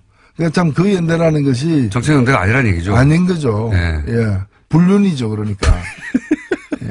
예. 어떤 정략적인 목표 때문에 예. 연대를 갖다가 추구하는 것에 다름 아니다, 이렇게 보여집니다. 그러면 국민의당 바른당 입장에서는 오히려 이해가는 면이 있습니다. 지금 뭐 교섭단체도 아니고 존재감이 점점 사라지니까 등치를 좀 키워야 되고 그래야지 다시 또 정치 일정 전면에 다시 자기 의사를 반영할 수 있으니까 그건 이해가 가는데 국민의당 안철수 대표가 이렇게 통합에 호남계의 결사적인 반대에도 불구하고 계속 가는 이유는 어떤 정치적 이유라고 보십니까? 저는 바른당만 가지고는 설명이 안 된다고 봅니다. 그렇죠. 바른당과 통합하면은 그 이전까지 보이지 않던 새로운 땅이 보인다라는 어떤 판단을 하고 있는 게 아닌가. 바른당 11명인데 바른당하고 통합하면 기존의 국민의당에서 11명 이상이 나갈 수 있거든요. 그렇죠. 그렇다면 산술적으로 볼 때 별 도움이 안 되는 거죠. 소탐 대시라는 것처럼 보이는데 왜 굳이 그걸 하려고 하느냐. 예. 더군다나 나가려고 하는 사람들, 나갈 수도 있는 사람들이 다 호남계란 말이죠. 그러면 그렇죠. 국민의당 베이스가 흔들리는 건데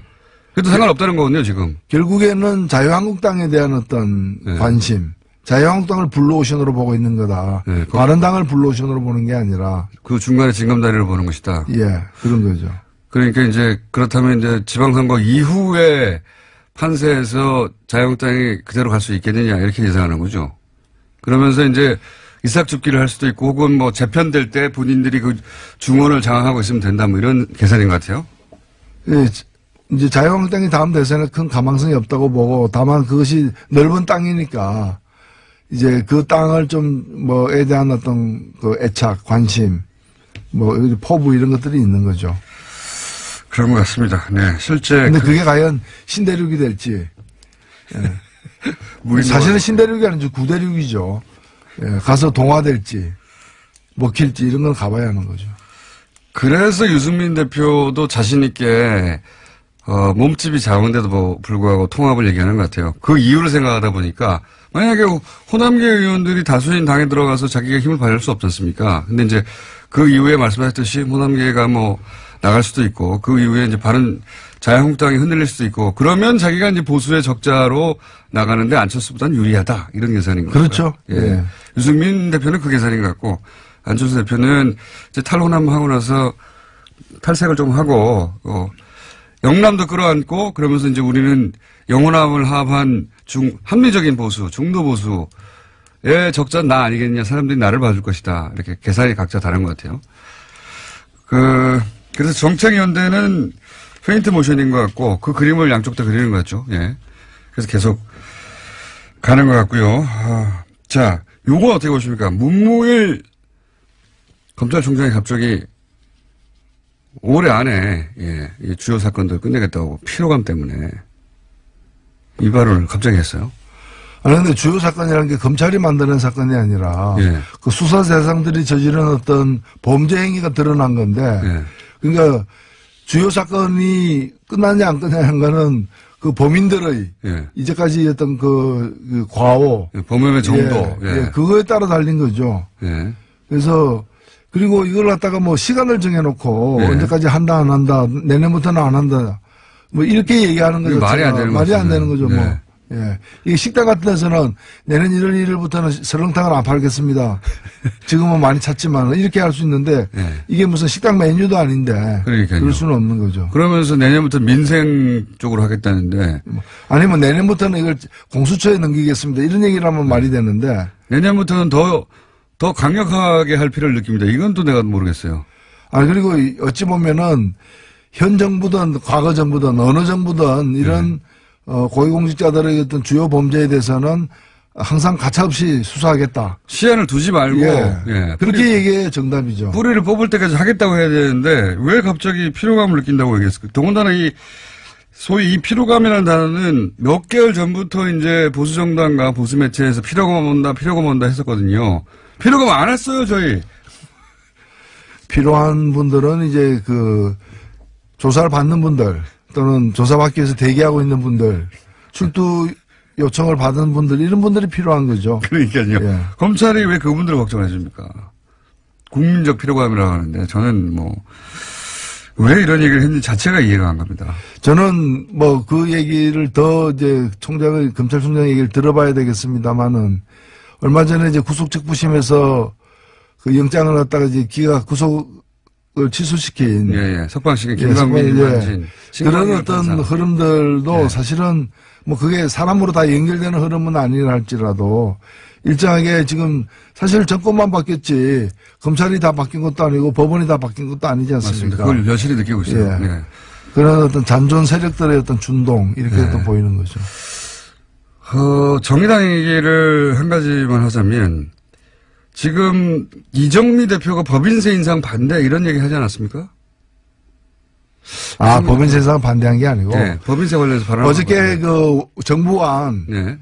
그래서 법인세를 갖다가 인상하는데 2천억 이상. 영업이익 2천억 이상에 대해서 25%로 인상하자라는 정부안이 있었는데. 그게 원안이 있었는데. 워낙에 그 자유한국당과 국민의당이 반대해가지고. 3천억으로 올라갔죠. 3천억으로 해가지고 양보안 아닌 수정안이었어요. 그렇죠.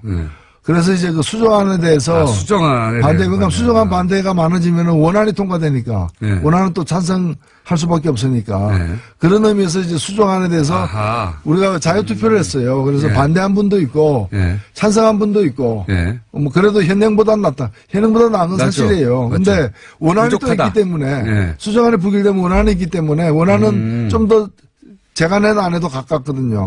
저는 기권을 했어요. 세모표를 한 거죠. 세모표를.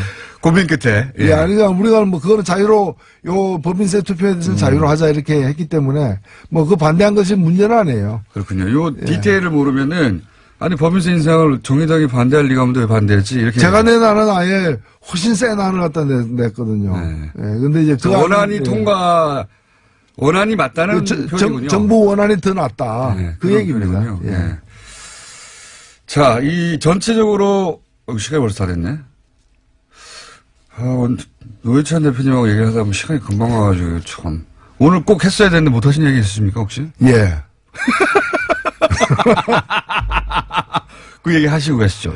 이번에 헌법재판소의 판결에 따라서 그동안에 이제 허용되지 않았던 정당 후원금이 이제 허용되거든요.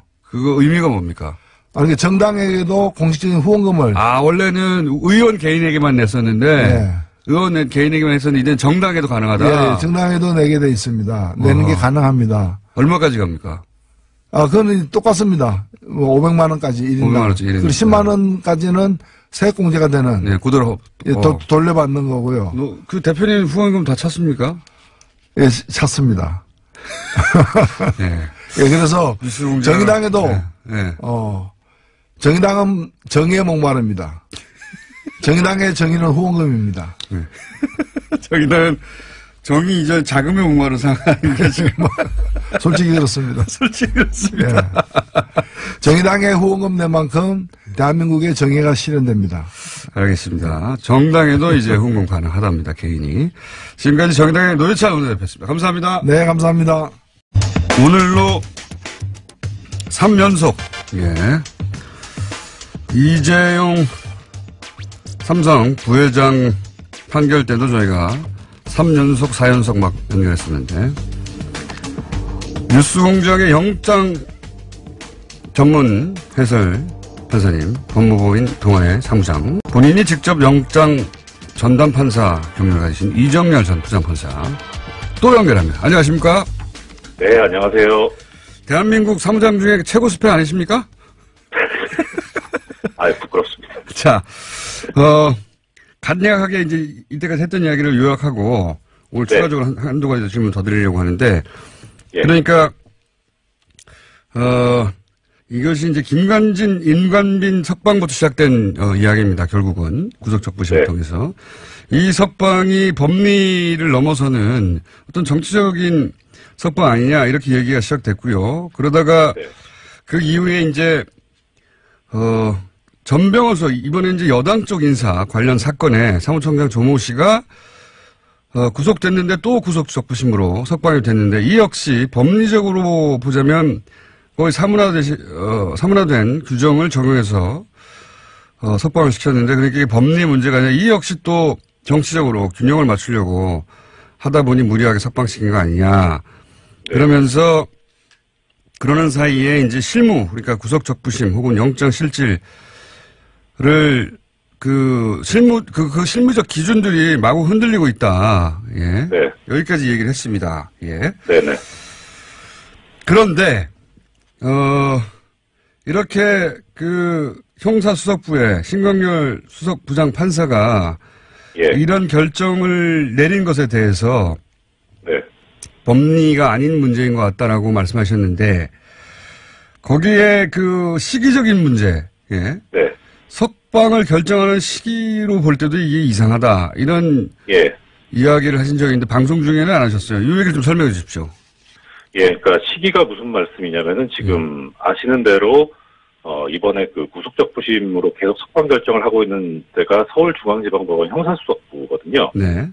예, 그런데 여기가 이제 구속적부심 사건을 전담을 합니다. 서울중앙지방법원에 들어오는. 예.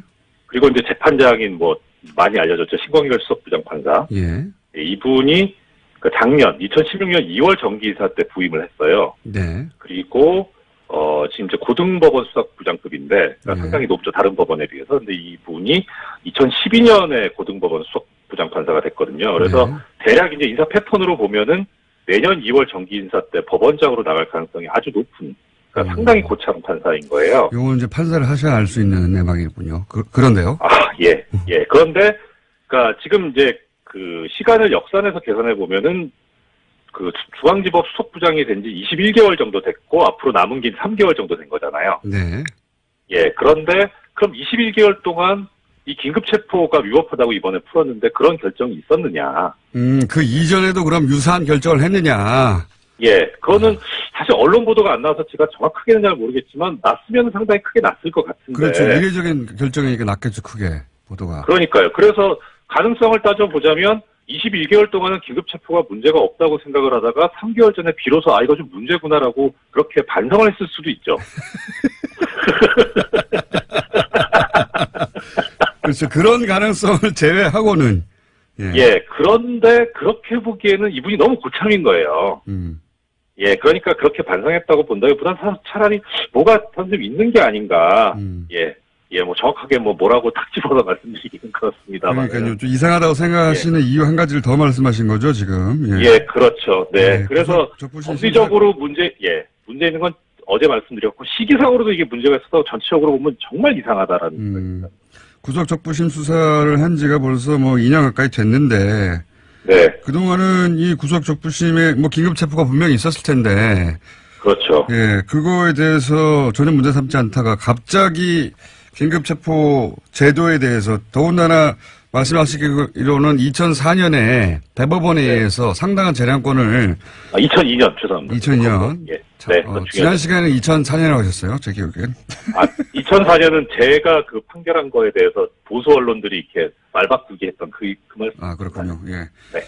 이미 뭐 15년 전에 대법원 판례로 긴급 체포에 관해서 수사기관에 상당한 재량권을 준다. 그 이후로는 이게 사실 사문화 그렇죠. 된 문구를 갑자기 15년 만에 들고 와서 더군다나 2년 동안은 그런 일이 없다가 갑자기 긴급 체포를 문제 삼아서 석방하는 게 이게 법리적으로는 이해가 안 가고 시기적으로도 이해가 안 간다. 예. 네, 그렇습니다. 그런 네. 말씀이시군요.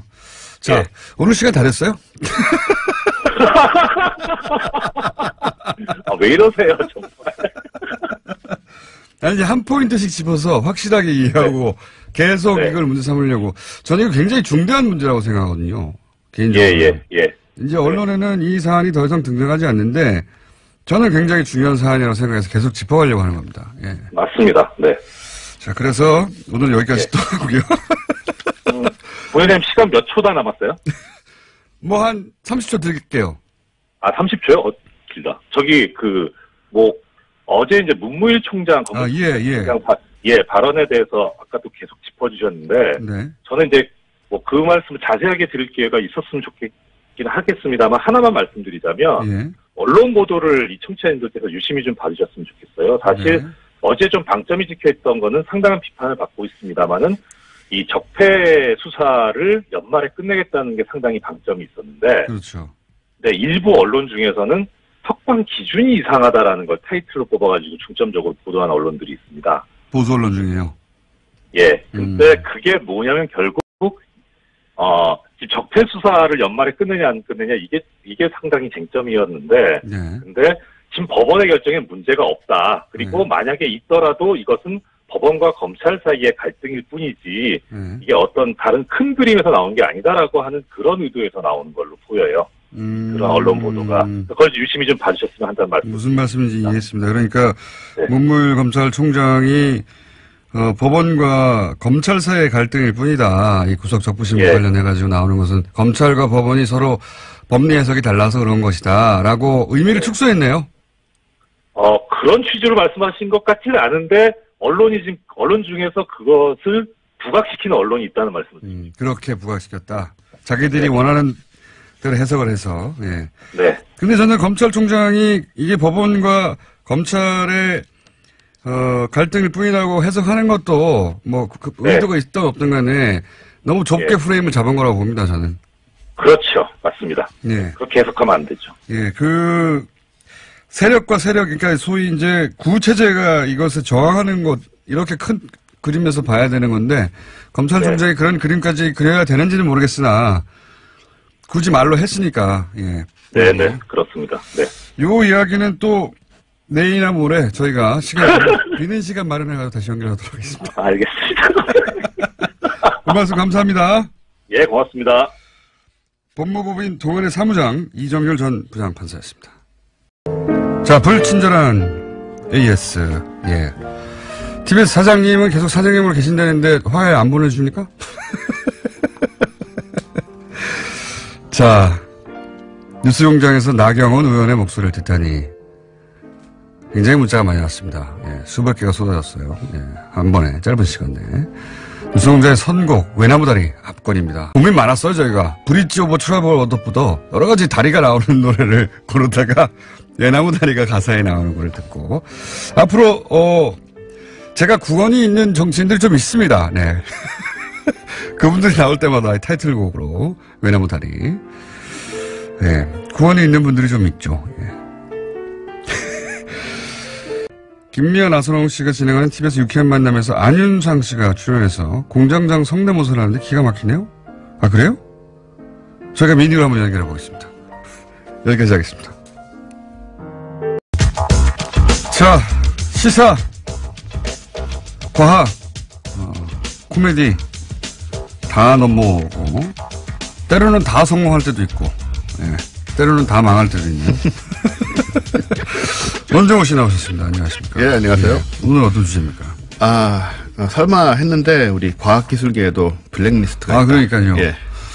이거 진짜 이해가 안 가는. 왜냐면 과학기술 이 분야의 분들이 갑자기 도로로 뛰어나와가지고 집회를 하는 경우나 막 성명을 정치적 사안에 적극적으로 내는 경우가 극히 드물거든요. 드물죠. 극히 드문데 왜 여기까지 블랙리스트를 만들었을까? 저도 그게 궁금한데 네. 일단은 블랙리스트를 만드는 것은 전 정권의 속성이 아니었나. 어떤 쪽에도. 그렇게 이해하면 사실은 예를 들어서 체육계도 만들고 다 만들었어야 될 것 같은데 여기 아니 그러니까 문화예술계는 이해가 가잖아요. 그렇죠. 예, 드라마나 영화가 미친 영향이 크니까 대중에게. 네. 그거는 잘했다가 아니라 왜 그랬는지를 알겠는데 이 과학기술계 블랙리스트를 만들었다는 보도가 나오니까 이거 왜 그랬다고 이해하십니까? 과학기술계에서는? 일단 과학자들은? 나름 상황은 좀 있습니다. 과학자들은 지금 이거에 대해서 별 관심이 없고요. 네. 이런 상황에 대해서는 보면 어떤 계기가 있냐면 이 블랙리스트 작성된 시점이 김명자 전 장관이 네. 한국과학기술단체 총연합회, 그러니까 과총이라고 그러죠. 네. 회장으로 선출된 직후였어요. 예. 그런데 이게 김명자 장관이 어떤 분이냐면 네. 김대중 정부 시절에 4년 동안 환경부 장관을 지낸 분이고 예. 17대 통합민주당 국회의원이었고 네. 2010년에 김대중 평화센터 이사였거든요. 그 과학기술 단체 장이 지금 그때 기준으로 야당 인사가 되니까. 그렇죠.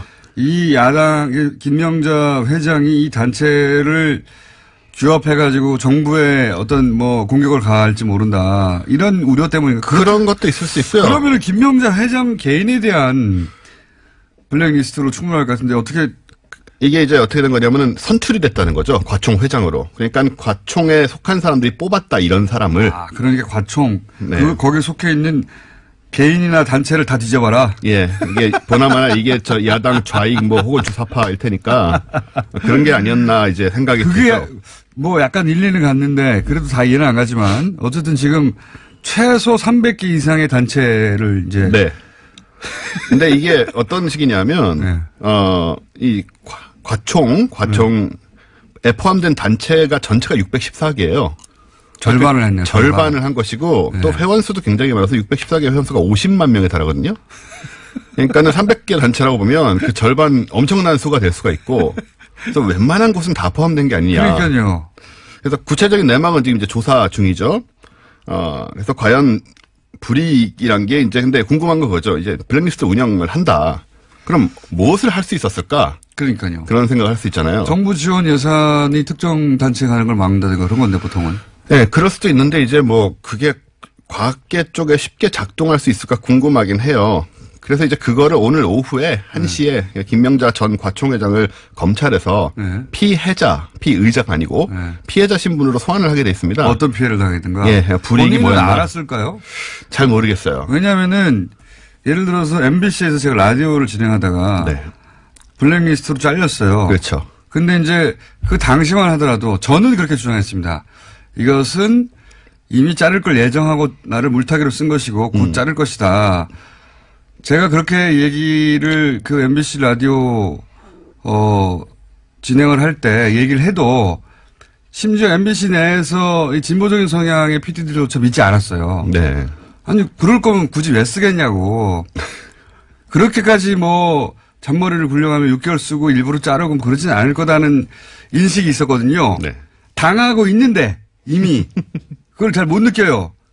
그렇죠. 그런데 사실 그 김명자 회장이라고 본인이 당했다는 걸 알까요? 그러니까 이런 쪽에서 불이익을 당한 경우에는 자기가 불이익을 당한 걸 모를 수가 있습니다. 그렇죠. 그러니까 연구 같은 거 뭐 저 지원이라든가 이런 것도 그냥 사실은 이게 다 그러니까 외형적으로는 정상적인 심사에서 잘렸겠지. 그렇죠. 예. 그런 형태로 이루어지기 때문에 그 뒤에서 어떻게 불이익을 당했는지 모르는 경우가 많을 것 같고 저도 주변에 좀 물어봤는데 잘 모르겠다고 얘기를 하세요. 그러니까요. 아, 내 실력이 없어 안 됐겠지 뭐 이렇게. 그렇죠. 예. 그래서 블랙리스트를 만들어 놓고 그 운영은 사실 제대로 못한 게 아니냐라는 또 어떤 무능의 한 단면을 볼 수가 있다. 과학기술계에서는 지금 그렇게 내부적으로 판단합니까? 아직은 그런데 이제 조사를 하다 보면 또 뭐가 나올지 모르겠죠. 이게 몰라서 그런 걸 거예요. 이런 거를 작성을 했다고 하고 네. 작성을 하면 실행을 하는 게 국정원 같은 조직이에요. 그렇죠. 예. 그러니까 본인들은 본인들의 서류가 미비하거나 실력이 안 됐거나 심사 기준에 못 미쳐서 탈락했다고 생각하는 사람들이 실제로는 제가 방송에서 잘리고 6년 있다가 보니까 그때 자르라고 했던 블랙리스트에 올라갔던 것처럼 그렇게 확인해야만 믿게 되는 그런 경우를 거라고. 그리고 봅니다. 이제 과학기술 쪽 분들이 좀 이렇게 순진하시잖아요. 순진한가요? 예, 순진한 편입니다. 꽤나 우리 사회에서. 그래서 그렇게 되면은 뭐 게으른 거 아니고요. 아 본인의 연구 분야를 제하고는 게으른 분들 아닌가요? 게으르다고 할 수도 있죠. 모르니까 일단 잘. 네. 세상사에 이렇게 큰 관심이 없으셔가지고. 네. 근데 이제 자기 분야 연구가 더 바쁩니까? 한편으로 과학계가 좀 찍힌 게 뭐냐면 지난 정권에 왜 창조경제 내세웠잖아요. 박근혜 정부가. 예. 이제 과학기술 발전을 통한 예. 창조경제를 내세웠는데 이 개념이 이제 모호함은 물론이고 비과학적인 슬로건이잖아요. 그래서 이거 비웃긴 많이 비웃었어요. 많이 비웃었죠. 과학계 내에서 뭐냐 이게 뭘 하라는 거냐. 그런 말이 이제 뭐 많이 새 나왔죠. 사실은 창조경제는 아직도 아무도 모릅니다. 아무도 모릅니다. 아무도 모른 채로 사라졌죠. 아무도 어떻게 하자는 거지? 아무도 모른 채로 그렇죠. 사라졌는데. 이게 또 지역별로 근데 뭐 창조경제 센터 만들어지고. 그거 다 텅텅 비어있어요, 요즘. 그러니까요. 그거 뭐 하는지도 다들 불려나가고 과학계 인물들이. 뭐 취전연이라는 쪽에서 불려나가고. 돈 많이 들었어요, 그 창조경제 센터. 그러니까요. 뭐 하는지 모르고 어영부영 뭐 하라는 거 하다가 돌아오고 이런 경우도 있어서 이제 소위 욕을 먹었는데. 그때 이미 좀 마음이 상하셨다. 저 위쪽에서. 그걸 생각해 볼 수 있죠. 뭐 그런 게 이제 상식적인 추론인데. 예. 저는 여전히 잘 이해가 안 갑니다. 회장 한 사람이 왔다고 해서 거기 있는 단체 300개하고 50만 명을 다 리스트에 올려서 걸러가지고 어떻게 한다는 게 이게 이해가 안 가네요. 뭐 지난 정권에서 일어났던 많은 일들이 우리의 상상을 초월하는 부분이 있었기 때문에 그 연장선상으로 생각할 수 있지 않나 보고. 근데 어떤 단체가 들었을지 궁금하잖아요. 예. 그러니까 아직은 이제 조사가 안 되고 있지만 제가 추측을 해보면 왜 우리 뉴스 공장에서 화제가 됐던 그 촛불 집회 때 촛불을 끄는 계산을 했던 한국물리학회 같은 곳이 딱 속하기 좋았지 않았을까. 이건 뭐 제 추측에 불과합니다만은 그분들이 이걸 계산하면서 아니, 얼마나 계산하고 있어. 그 성향을 미리 이제 파악하고 그분들이 이걸 계산할 때 얼마나 즐거워했는지 옆에서 봤기 때문에 그런 성향들은 이제 충분히 국정원에 의해서 그 확인이 되지 않았을까 이미 이제 그런 생각이 들고요. 그래서 지금 저희는 되게 궁금합니다. 이게 조사 결과가 어떻게 나오고. 과학기술계는 화가 난 게 아니라 문화예술계는 자기 밥줄을 끊었다고 지금 화를 내고 막 시위하고 막 한판 붙자는데 과학계에서는 궁금하네. 우리 속했나 아닌가? 나는 들어있나? 뭐 이런 생각들을 순진하게들 하고 있죠. 네. 들어갔으면 우리 왜 들어갔지? 나 괜찮았는데? 나는 괜찮았는데. 안 들어갔으면 왜 쟤는 들어가고 우리는 안 들어갔지? 저는 이제 개인적으로 제가 들어있을지 굉장히 궁금해요. 본인은 본인을 과학기술인으로 분류했느냐? 과학기술인인지 아닌지도 잘 모르겠고요. 이분들이 국정원에서 어떻게 분류했냐에 따라서 제가 먼저 오신 잡인이죠, 잡인. 예, 사실 안 속하고 문화예술인도 될랑말랑해도 안 돼서 거기도 못 들어왔거든요. 그래서 제가 정체성이 불분명해서 성향은 되게 좀 찍힐만 한데. 원종우 씨는 문화예술계에 들어가도 전혀 이상하지 않죠. 우리나라 최초의 인디밴드. 그리고, 기타로, 영국에 가서 학위를 따오신 분입니다. 그리고, 그리고 이제 방송작가도 하셨고, 방송작가로 유명한 다큐도 많이, 하셨고, 그 다음에 지금은 이제 과학 팟캐스트를 하고 출판도 해서 베스트셀러도 냈고, 그 중에 크게 성공한 건 없어요. 그게 문제인 것 같아요. 지금 하고 있는 이 과학 기술인들을 팟캐스트로 소개하고 과학을 대중에게 알리고 이게 제일 크게 성공한. 그렇습니다. 네. 지금 계속 이제 점점 더 성공하고 있고요. 그래서 아무튼 정체성이 불분명해서 여기도 제가 못 꼈을 것 같은데, 근데 흥미로운 점 뭐냐면요. 과학자들 중에 실제로 진보적인 사람들이 많다는 조사가 있었어요. 이건 미국에서 한 건데. 그렇군요. 2010년의 미국 조사에 따르면 미국의 과학자 중에 공화당 지지자는 단 6%에 불과하고 그렇게 굉장히 화제가 됐었습니다. 아니, 그건 제가 보는 이념의 문제라기보다는 과학적으로 논리적으로 추론하는데 훈련이 된 분들이 보수의 논리구조 좀 허술하거든요. 어디나. 바로 그렇습니다. 네, 그렇기 때문에 그런 거죠. 네, 네, 그러니까 이거 앞뒤가 말이 안 되잖아 이런 거죠. 네. 민주당 지지자가 55%니까 네. 굉장히 차이가 나는데 말씀하신 것처럼 이제 과학의 속성에 진보적인 면이 있기 때문에 그런 면이 있지 않나 생각을 합니다. 그러니까 이념이 아니라 논리의 문제라고 봅니다. 그 예. 부분은. 자, 원종우 씨였습니다. 감사합니다. 감사합니다. 내일 뵙겠습니다. 안녕. 우리가 하위 90%라는 말 걔네도 좀 웃기긴 한데 하위 90%에 든다는 걸 입증하기 위해서 내가 상대적으로 더 가난하다라는 걸 입증해야지 이걸 받는 거죠. 예. 이건 철학적으로도 안 맞는 것 같은데. 자, 다음 뉴스는 뭡니까? 네, 유엔 사무차장이 어제 북한을 방문했습니다. 북한이 초청하고 유엔이 이에 응한 건데요. 제프리 펠트먼 유엔 정무 담당 사무차장이 어제 오후에 베이징을 거쳐서 평양으로 들어갔습니다. 유엔의 고위급 방북은 지난 2011년에 인도주의 업무조정국장 방북 이후에 처음인데요. 나흘의 방문 기간 동안에 리용호 외무상 등 북한 당국자들과 만날 예정입니다. 논의에는요, 북핵 문제도 포함될 것으로 보이는데 한국 정부와 유엔이 협의를 거쳤다라는 게 유엔 외교관의 설명입니다. 그렇군요. 어떤 의미일까요? 북한이 유엔 고위급 방문을 허용한 게 오랜만인데 아마도 이제 대화 채널로 여러 가지 방안을 검토하고 그중 하나로 유엔대 모색하고 있는 게 아닌가. 뭐 북한은 자기가 원하는 대로 원하는 사람들만 입국을 허용하니까요. 근데 갑자기 유엔을 사무차장을 입국을 허용했다는 것은 의도가 있겠죠. 그게 대화 채널 중에 하나가 아닐까. 네, 지난 8월달에 북핵 관련해서 대화 중지하겠다라고 유엔 사무총장이 밝힌 바가 있거든요. 네. 그에 앞선 사전 방문이 아니냐라는 예측도 나오고 있습니다. 그렇군요. 예. 유엔 얘기하고 외교 얘기하니까 그렇게 생각난 건데 어제 포린 폴리시라고 대표적인 외교 전문지죠. 예.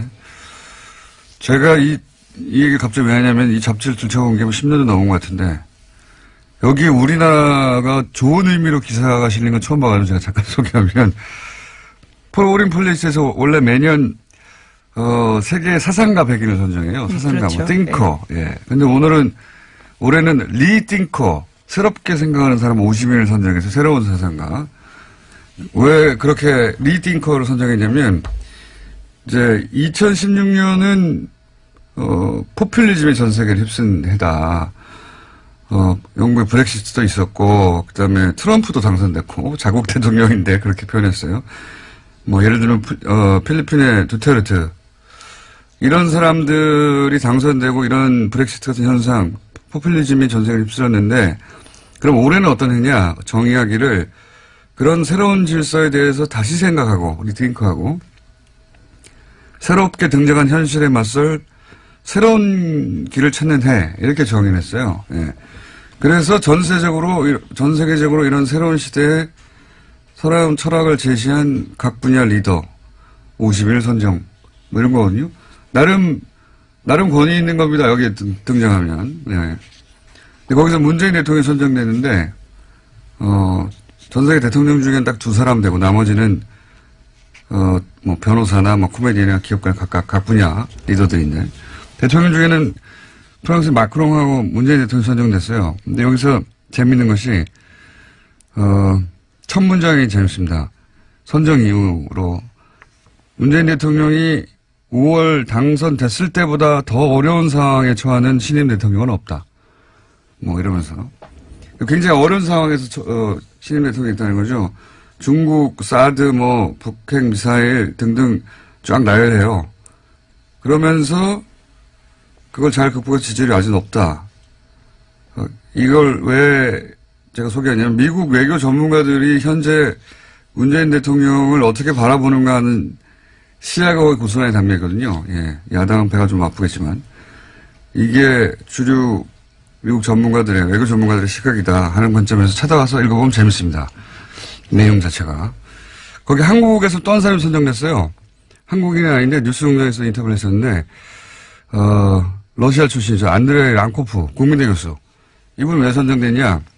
북한 김정은에 대한 이해 지평을 넓혔다는 겁니다.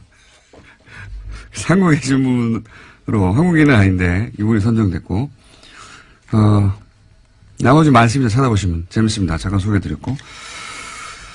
자, 다음 뉴스는요? 네, 우병우 전 민정수석 관련된 뉴스인데요. 우 전 수석이 박근혜 정부의 비판적 성향을 가진 교육감들을 불법 사찰하도록 하고 이것을 국가정보원에 요구했다라는 정황이 드러났다고 한국일보가 보도했습니다.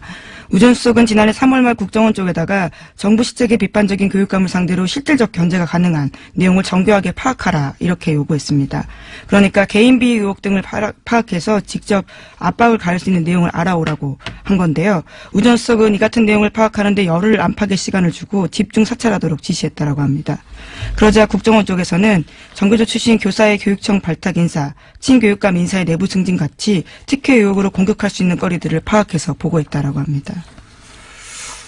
네, 박근혜 청와대는 이런 식이었어요, 다. 그러니까 국가 정책을 정하고 자기가 원하는 방향으로 끌고 가려고 반대하는 인사들은 개인 뒷조사를 하는 거죠. 개인 뒷조사. 네. 이게 무슨 정책과 정책에 부딪히는 게 아니라 말 안 들어? 예, 뒷조사 해봐. 죽여. 이런 거거든요. 예, 이건 뭐 시정 잡배가 하는 짓인데 이런 식으로 했고 그 선봉에 우병우 전 민정수석 있었다는 건데 예, 여전히 우병우 민정수석 계속 빠져나가고 있죠. 새로운 내일 또 하나 나왔네요.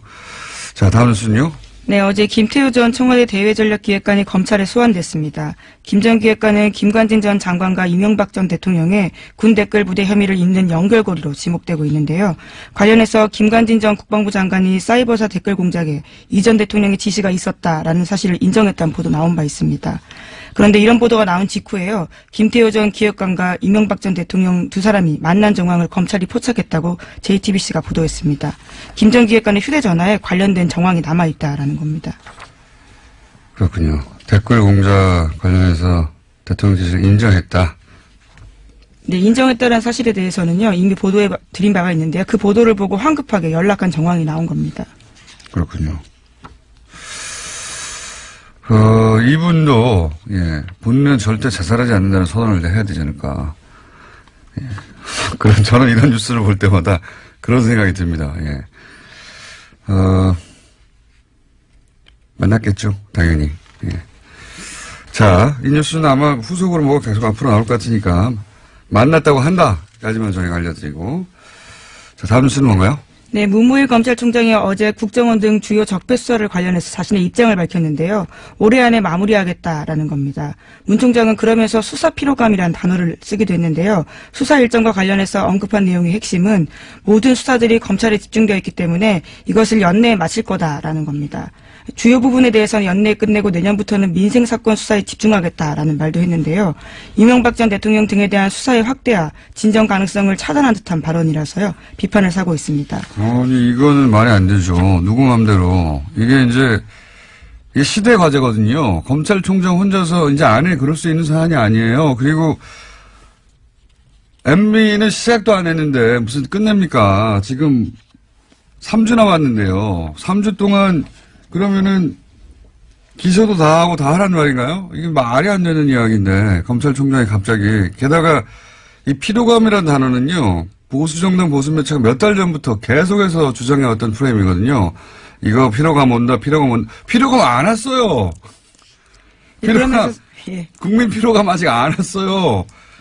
피로감이 오기는커녕 아니 MB는 아직도 시작도 안 했는데 뭘 끝냅니까? 이건 문무일 총장의 개인적인 발언인지 지금 실제 이제 서울중앙지검과는 교감이 없었던 것 같다고 보도하고 있잖아요. 네, 그렇죠. 오늘 아침 한겨레 신문이 그렇게 보도하고 있는데요. 어제 문 총장 같은 경우에는 수사 피로감을 내세우면서 이런 말도 했습니다. 사회 발전에 도움이 안 된다라는 겁니다. 누구 맘대로 그런 거를 발전에 도움이 된다 안 된다고 정합니까? 예, 심지어 서울중앙지검 수사팀 관계자 말에 따르면요. 제일 먼저 사건이 왔던 댓글 사건 같은 경우에도 추가 확인 작업을 진행하고 있다라는 건데요. 아직까지 계속하고 있다라는 겁니다. 아니 지금 김태호 전 대외전략기획관은 이제 처음으로 소환됐는데요. 무슨 끝냅니까 이제. 이건 말이 안 되는 이야기고요. 이런 얘기를 했다면 저희가 또 관련 인터뷰를 또 잡아봐야겠네요. 예. 이건 말이 안 된다고 봅니다. 이게 모르겠어요. 예를 들어 서울중앙지검에 지금 이 사건을 수사하고 있는 검사들이 육체적 필요를 호소하고 있다. 필요할 수 있죠. 육체적으로. 너무 곤란해서. 그럼 사우나 건을 끊어주세요. 갑자기 무슨 사회적 피로감을 얘기합니까? 국민들한테 여론조사 했나요?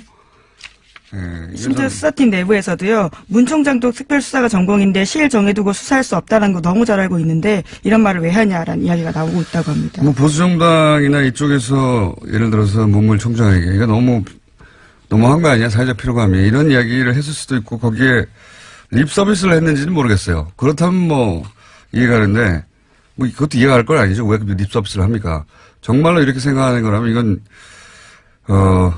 저희가 여론조사도 하고 필요하십니까? 하는 여론조사도 하고 그것도 발표하고 그리고 이게 왜 여기서 뭐 조천 안 되는지 계속 인터뷰도 하고 전 총장들도 인터뷰하고 해야 될 것 같습니다. 자, 시간이 거의 다 됐네요. 예, 제목만 체크하고 넘어가죠. 네, 박근혜 정부 블랙리스트와 관련해서 항소심이 진행 중인데요. 어제 이와 관련해서 의미 있는 진술이 나왔습니다. 30년 가까이 예술 지원 업무를 담당한 실무자가 법정에 나와서 한 말인데요. 전두환 노태우 시절에도 이런 적은 없었다라는 겁니다. 그 시절도 뭐 말도 안 되는 시절이긴 했는데 그때하고 비교하는 건 그렇게 말도 안 되는 시절에도 적어도 이런 식으로 블랙리스트를 작성해서 이 사람은 빼. 네, 껌껌이 이렇게 한 적은 없다라는 겁니다. 그렇다는 얘기죠. 예. 박근혜 정부는 보면요. 그러니까 이 군사정권 시절에는 최소한의 이 단어밖에 들어맞지가 않겠네요. 그런 건 사실이고요. 그래서 그렇게 또 생각하셨군요. 예산이 반으로 줄었으니까 1인에서 2인으로 만든 거, 첫 번째에서 두 번째 아이까지로 이렇게 확대해버린 거구나. 이렇게 연결을 생각하신 거군요. 이제 10% 줄고 기간이 줄고 뭐 이렇게 해갖고 반을 줄었는데. 소장님 너무 많이 알면 그렇게 됩니다. 하여튼 예산도 절반으로 줄었다. 예. 그리고. 이것 때문에 어제 실시간 검색 1위가 막 대부분 해서 깜짝 놀랐어요. 네.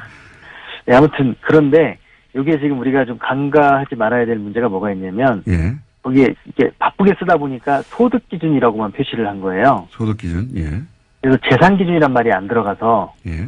이 복지부에서도 이걸 재산 기준을 어떻게 넣어야 되는 거냐 지금 막 그 약간 멘붕 상태에 지금. 어떤 차이가 있는 겁니까? 왜냐면 그 소득 근로소 월급 받는 분들. 네네. 그런 분들은 소득이 좀 클리어하잖아요. 예. 근데 그게 별로 없고 재산, 부동산 뭐 이런 분들 투명하지 않은 그런 분들이. 예를 들어서 경우에.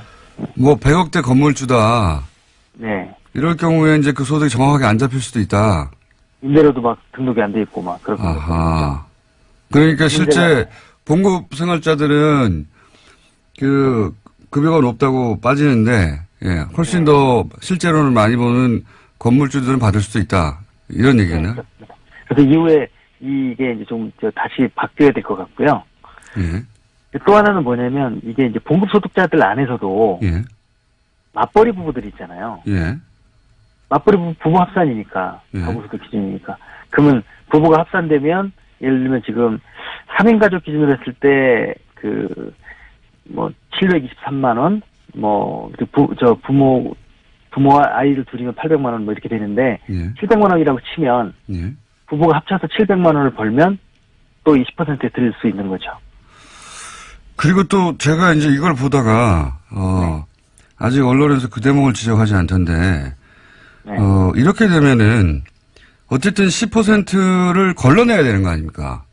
그렇죠. 예. 90%만 주기로 했으니까 이게 이제 0세부터 5세까지 영유아동 전체면 누구든 다 지급되는 건데 이걸 이제 90%만 주기로 했으니까 그러면 내가 그 90%에 들어간다고 하는 걸 입증하기 위해서 서류를 내야 되는 거 아닙니까? 그렇습니다. 그거 문제도 있고요. 예. 그러니까 이 시민들의 불편도 있고 공무원을 늘려야 되는 문제가 있습니다. 또. 그렇죠. 예. 왜냐하면 예. 국세청에서 우리나라 국세청이 세계에서 1위거든요. 1인당 그 세금을 걷는 액수가 전산화돼가지고. 예. 그런데 그 탈세라든가 아니면 민원을 처리하는 분들이 예. 겨우 뭐 1%도 안 되는 돈 때문에 그 전체 조직의 20%가 움직이거든요. 그렇겠군요. 그런 것처럼 마찬가지로 여기서도 누가 10%냐. 그렇죠. 예. 90% 이걸 가려내는 행정 이게 들어가고요. 복지부 쪽 얘기는 최소한 기초지자체마다 2-3명 이상은 공무원을 새로 뽑아야 되는 거 아니냐. 뭐 추가로. 그런 얘기. 예. 예. 그렇습니다. 왜냐면은 저절로 90% 이하라는 걸 스스로 알 수가 없기 때문에. 네. 그러면은 이제 내가 90% 이하라는 걸 90% 이하라는 걸 입증하기 위해서, 그러니까 10%를 걸러내자고, 네. 나머지 90%가 서류 준비를 해서 내야 되고, 공무원들은 전 국민 중에 이제 그 해당되는 90%를 지원하기 위해서 그 서류 분리를 해야 되는 거 아닙니까, 분류를. 굉장한 낭비인데요, 사실. 예. 대상자가 253만 명인데요. 예. 그 중에서 25만 명을 가려내기 위해서 253만 명 전체가 서류를 내야 되고, 또 25명을 가려내기 위해서 또 공무원들이 또 움직여야 되고, 그래서 공무원 이번에 2,700명 줄였잖아요. 예. 한 1,000명은 이것 때문에 들어갈 가능성이 있습니다. 그러니까 작은 정부 얘기하면서 이걸 줄였는데 실제로는 이것 때문에 더 큰 정부가 필요하게 생겼어요. 앞뒤가 안 맞는, 그래서 막상 하면 더 숫자가 늘어날 수 있다는 게 전문가들 얘기입니다. 알겠습니다. 이거를 그 10%를 깎느라고, 이게 선별복지라고 하는 이제, 보수의, 예. 네, 참고를 위해서. 예. 참고 말씀드리면 OECD 35개 국가 중에서 31나라가 이 아동수당을 이미 했고요. 예. 그 중에 20개 국가가 전체에게 지급하고 있습니다. 알겠습니다. 예. 사실관계는 오늘 여기까지 하고요. 예. 예산 문제는 오늘 민의로 어제, 잘못 나갔던 방송을 정정하는 차원에서 민의를 잠깐 했고요. 예. 요 예산 얘기는 다시 한 번씩은 또 따라잡겠습니다. 할 얘기가 많기 때문에요. 오늘 말씀 여기까지 듣겠습니다. 감사합니다. 네, 감사합니다. 네. 그러니까요. 예. 그러니까 한 30만 정도가 24만 그 정도에 들지 않는다는 걸 입증하기 위해서 서류를 내야 되고 그걸 처리하는 공무원이 더 필요해요. 예산도 더 필요하고 이게 말이 안 되는 것 같은데요. 어쨌든 아동수당은 그렇게 됐습니다. 나머지 분들은 이제 서류를 내야 한다. 최소한의 가오라는 게 있었거든요. 그 군사정권 시절에. 그렇게까지는 내가 대통령이 안 한다. 근데 박근혜 정부 시절에는 그게 없어요. 세월호 사고 났는데 시술을 한다든가 사람에 대한 연민이나 애정, 예의 기본적으로 그게 없는 것 같습니다. 문제는. 예. 자, 그 외에도 소개할 기사가 있는데 오늘 시간을 너무 많이 잡아서 민의 때문에 오늘 여기까지 하고 나머지 못한 건 내일 하죠. 예. 네, 그러시죠. 피로감이 아니고 필요감을 느낍니다. 필요감. 매우. 필요하다라는 의미시죠. 여기까지. 네. 시사인의 김은지였습니다. 감사합니다. 만나면 즐거웠던 외항 느다이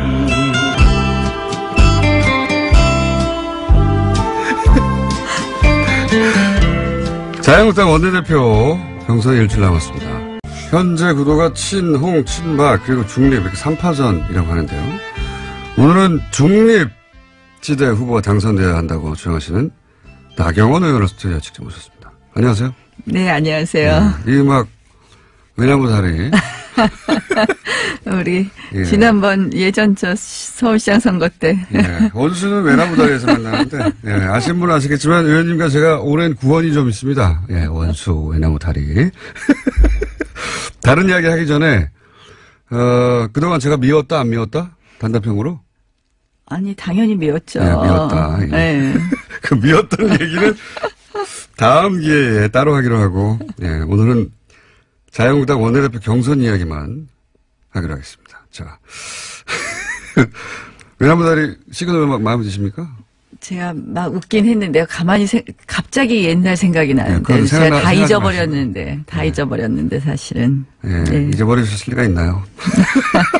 잘못하신 줄 아시는군요. 글쎄요. 자, 오늘은 손님 오셨으니까, 예. 그 이야기는 다음 기회에. 현재 당내 경선 구도가 친홍, 친박, 중립 이렇게 3파전이 맞긴 맞습니까? 예, 그렇습니다. 네. 이제 후보들이 속속 출마 선언을 하고요. 오늘은 그 중립 후보 단일화를 위한 토론회를 합니다. 그래서 오늘 토론회하고 오늘 내일 이틀 여론조사를 해서 내일 단일 후보 발표하기로 했습니다. 중립 후보라면 이주영, 조경태, 한선교 의원 이렇게. 예, 그렇습니다. 예, 세 분. 근데 예. 그 단일화를 의원님이 주선 혹은 제안하신 거라면서요? 그렇게 언론에 보도됐던데. 예. 아니, 그러니까 사실 이제 저는 처음부터 이번 원내대표 선거는 개파 대리전이 돼서는 안 된다고 생각을 했거든요. 가장 중요한 핵심이 이제 이 당이 안 그래도 힘이 없는데 정말 진정으로 통합이 되어야지 문재인 정부의 힘이 없긴 없습니까? 예, 느끼십니까? 어제도 저희 사실은 좀 이제는 너무 무시하는 것 같아요, 저희들 사실은. 그리고 사실은 어제는요, 신종 날치기입니다. 국회의장이 어제 예산안을, 예. 처리를 사실 이제 저희가 의총하는 사이에 국회를 열어서 표결에 붙였거든요. 근데 아시다시피, 우리가 그저께 그 원내대표 3명이 합의한 것은요, 잠정 합의안입니다. 반드시 원내대표들이 합의한 것은 의총에서 추인을 받아야지 이 제대로 효력을 발생하는 건데요. 저희 의총에서 추인받지 못했다는 것을 분명히 얘기했음에도 불구하고, 이 정세균 의장께서 여야 원내대표들이 다시 한번 얘기해봐라. 이런 시간도 주지 않고. 열몇 시간 드리지 않나요? 아니, 다시 한번 불러서 정세균 원내대표가 그런 걸 이렇게 주선한 다음에 표결에 붙였어야 되는데, 예정된 시간을 넘겼다는 이유만으로 그냥 표결에 붙인 것은 정말 국회의장으로서 이것은 우리 정세균 의장님 제가 좋아하거든요. 의회주의자다라고 생각하는데 정말 어제는 굉장히 실망스러웠고요. 이런 식으로 국회 운영을 하면 결국은 116명 있는 그러니까 거대가 아니라 일당, 제1야당을 완전히 무시하는 것이고 이것은 협치? 이거에 전혀 반하는 것이다. 이렇게 생각합니다. 알겠습니다. 화가 나신 것 같고 협치는 거꾸로 이제 자유한국당도 안 하고 있는 걸로 좀. 예. 찬성해 주는 건 하나도 없잖아요, 또. 찬성해 드리는 것도 있죠. 어떤 게 있습니까? 저희가 찬성 안 하면 법안 통과됩니까? 그러니까, 찬성을 특별히 해 주는 건 없는 걸로 알고 있는데, 제가. 예. 번번이 저희의 의견을 전혀 안 들어주는 또 여당도 문제이겠죠. 그래서 사실은 저는 이제 의회는 가장 중요한 게 합의인데 너무 이 국민의당과 이번에도 결국 야합했다고 우리가 다 평가하는 거 아닙니까? 그래서 다 평가는 아닌 것 같고요. 국민의당이요 SOC 예산 챙겨갔죠. 그리고 이 카톡 문자도 확인됐죠. 안녕하세요, 김호준입니다. 예산안이 통과됐습니다. 개인적으로 가장 아쉬운 것은 아동수당입니다. 당초 보호자 소득과 무관하게 0세에서 5세 아동을 대상으로 했던 정부안은 야당의 반대로 소득 수준 상위 10%의 지급을 제외하기로 했습니다. 상위 10%는 그 돈 없어도 아이 키울 수 있지 않느냐. 보수가 항상 주장하는 선별 복지죠. 19세기 초 나폴레옹은 프랑스 혁명을 계승한다며 봉건적 의무와 농노제 폐지 그리고 전 시민에게 단일한 세금 체계를 선언했습니다. 왕과 귀족끼리의 동맹으로 유지되던 봉건국가에서 국민이 국가를 구성하는 소위 국민국가로 역사는 그렇게 발전을 합니다. 왕이나 귀족이 아니라 국가에 세금과 병역의 의무를 지고 국가는 그 국민의 보호 의무를 지게 된 거죠. 이후 가난한 빈민을 구제하는 구휼의 개념을 넘어서 국가가 국민 보편적 삶의 기본을 보장하는 복제 개념이 탄생합니다. 강도를 신고하면 경찰이 당신 소득의 상위 10%인가 아닌가 묻고 나서 출동하는 게 아니죠. 치안은 국가가 국민 모두에게 지는 보편 의무라서 그렇습니다. 자격은 국민이기만 하면 됩니다. 0세에서 5세까지 아동에게 국가가 삶의 기본에 대한 의무를 지겠다. 그 자격은 대한민국의 아동이기만 하면 된다. 이게 보편 복지죠. 반면 10%는 제외한다는 것은 곤란에 처한 90%의 상대적 빈민만을 구휼하겠다. 이것은 기본적으로 구제입니다. 그러니까 이건 돈의 문제가 아니라 국가의 의무를 어디까지로 할 것인가 하는 국가 철학의 문제다. 역사가 한 걸음 더 나아가는 걸 누군가 막았다. 김원준 생각이었습니다.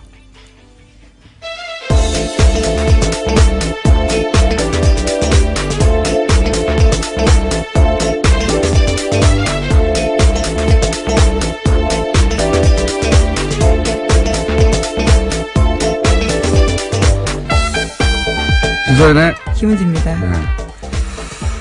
자,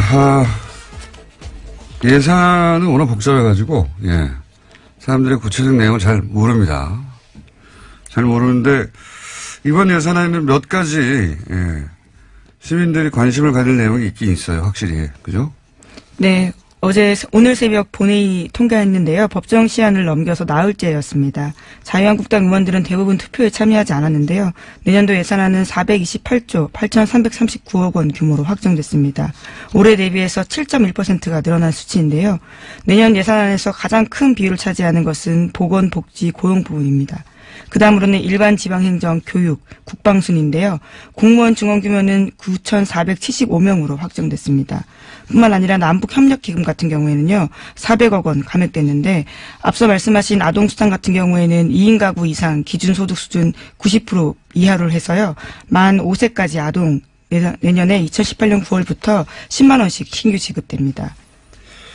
그리고 이제 노년층을 상대로 한 기초연금 이것도 이제 20만 원에서 25만 원으로 인상됐는데 이것도 역시 지방선거 끝나고 나서 예, 아동수당도 지방선거 끝나고 나서 예, 지방선거 이전에 하면 정부 인기가 올라간다고 처음 듣는 얘기로 그렇게 연기가 됐고요. 자, 요 사안 관련해 가지고 아동수당 어제 저희가 이제 정창 소장님하고 얘기를 나누다가, 예, 아침에 긴급하게 합의문에 실제 오타도 있고, 예, 그렇게 긴급하게 작성된 것이고, 그 긴급한 걸 보다가 어제 나라살림연구소의 정창 소장님 무려 20년간 세금을 모았지만 실수를 하나 하셔가지고 저희가 미니로 정정 인터뷰를 짧게 잡았습니다. 안녕하세요, 소장님. 네, 안녕하십니까? 네. 어제 실수를 하셔서 저희가 정정의 기회를 공식적으로 다시 드립니다. 어제 이제, 2인이라는 표현만 짧게 등장해가지고 이게 둘째 아이부터 주는 게 아닌가, 예, 이렇게 말씀하셨다가 방송 끝나자마자 정정을 하셨는데, 그 내용 다시 한번 구체적으로 정리해 주십시오. 네, 정확하게 워딩은 2인 가족 소득 기준인데, 네. 예, 이 소득이라는 말이 이제 조금, 제가 잘못 판단을 해가지고 아마 제가 실수를 한 것 같고요. 네. 그러니까 아이는 첫째 아이부터 지급이 되는데 네네. 보호자가 2인 이상 가고 이렇게 이걸 의미하는 겁니까? 뭐 아이가 있어야 3인이 될 테니까. 아, 그렇죠. 이제 네. 또 부모가 한 사람일 수도 있고 뭐 그러니까 네. 소득 기준이 2인 가족 기준이라는 거고요. 아, 소득 기준이 2인 가족 기준이다. 예. 네. 그런데 이제 여기에 또 거기에 여러 가지 얽힌 문제가 많이 돼서 어제 복지부 공무원하고도 통화를 했는데요. 네, 구체적으로 좀 설명해 주십시오. 어떻게 된다는 겁니까? 예산은 반 정도 줄어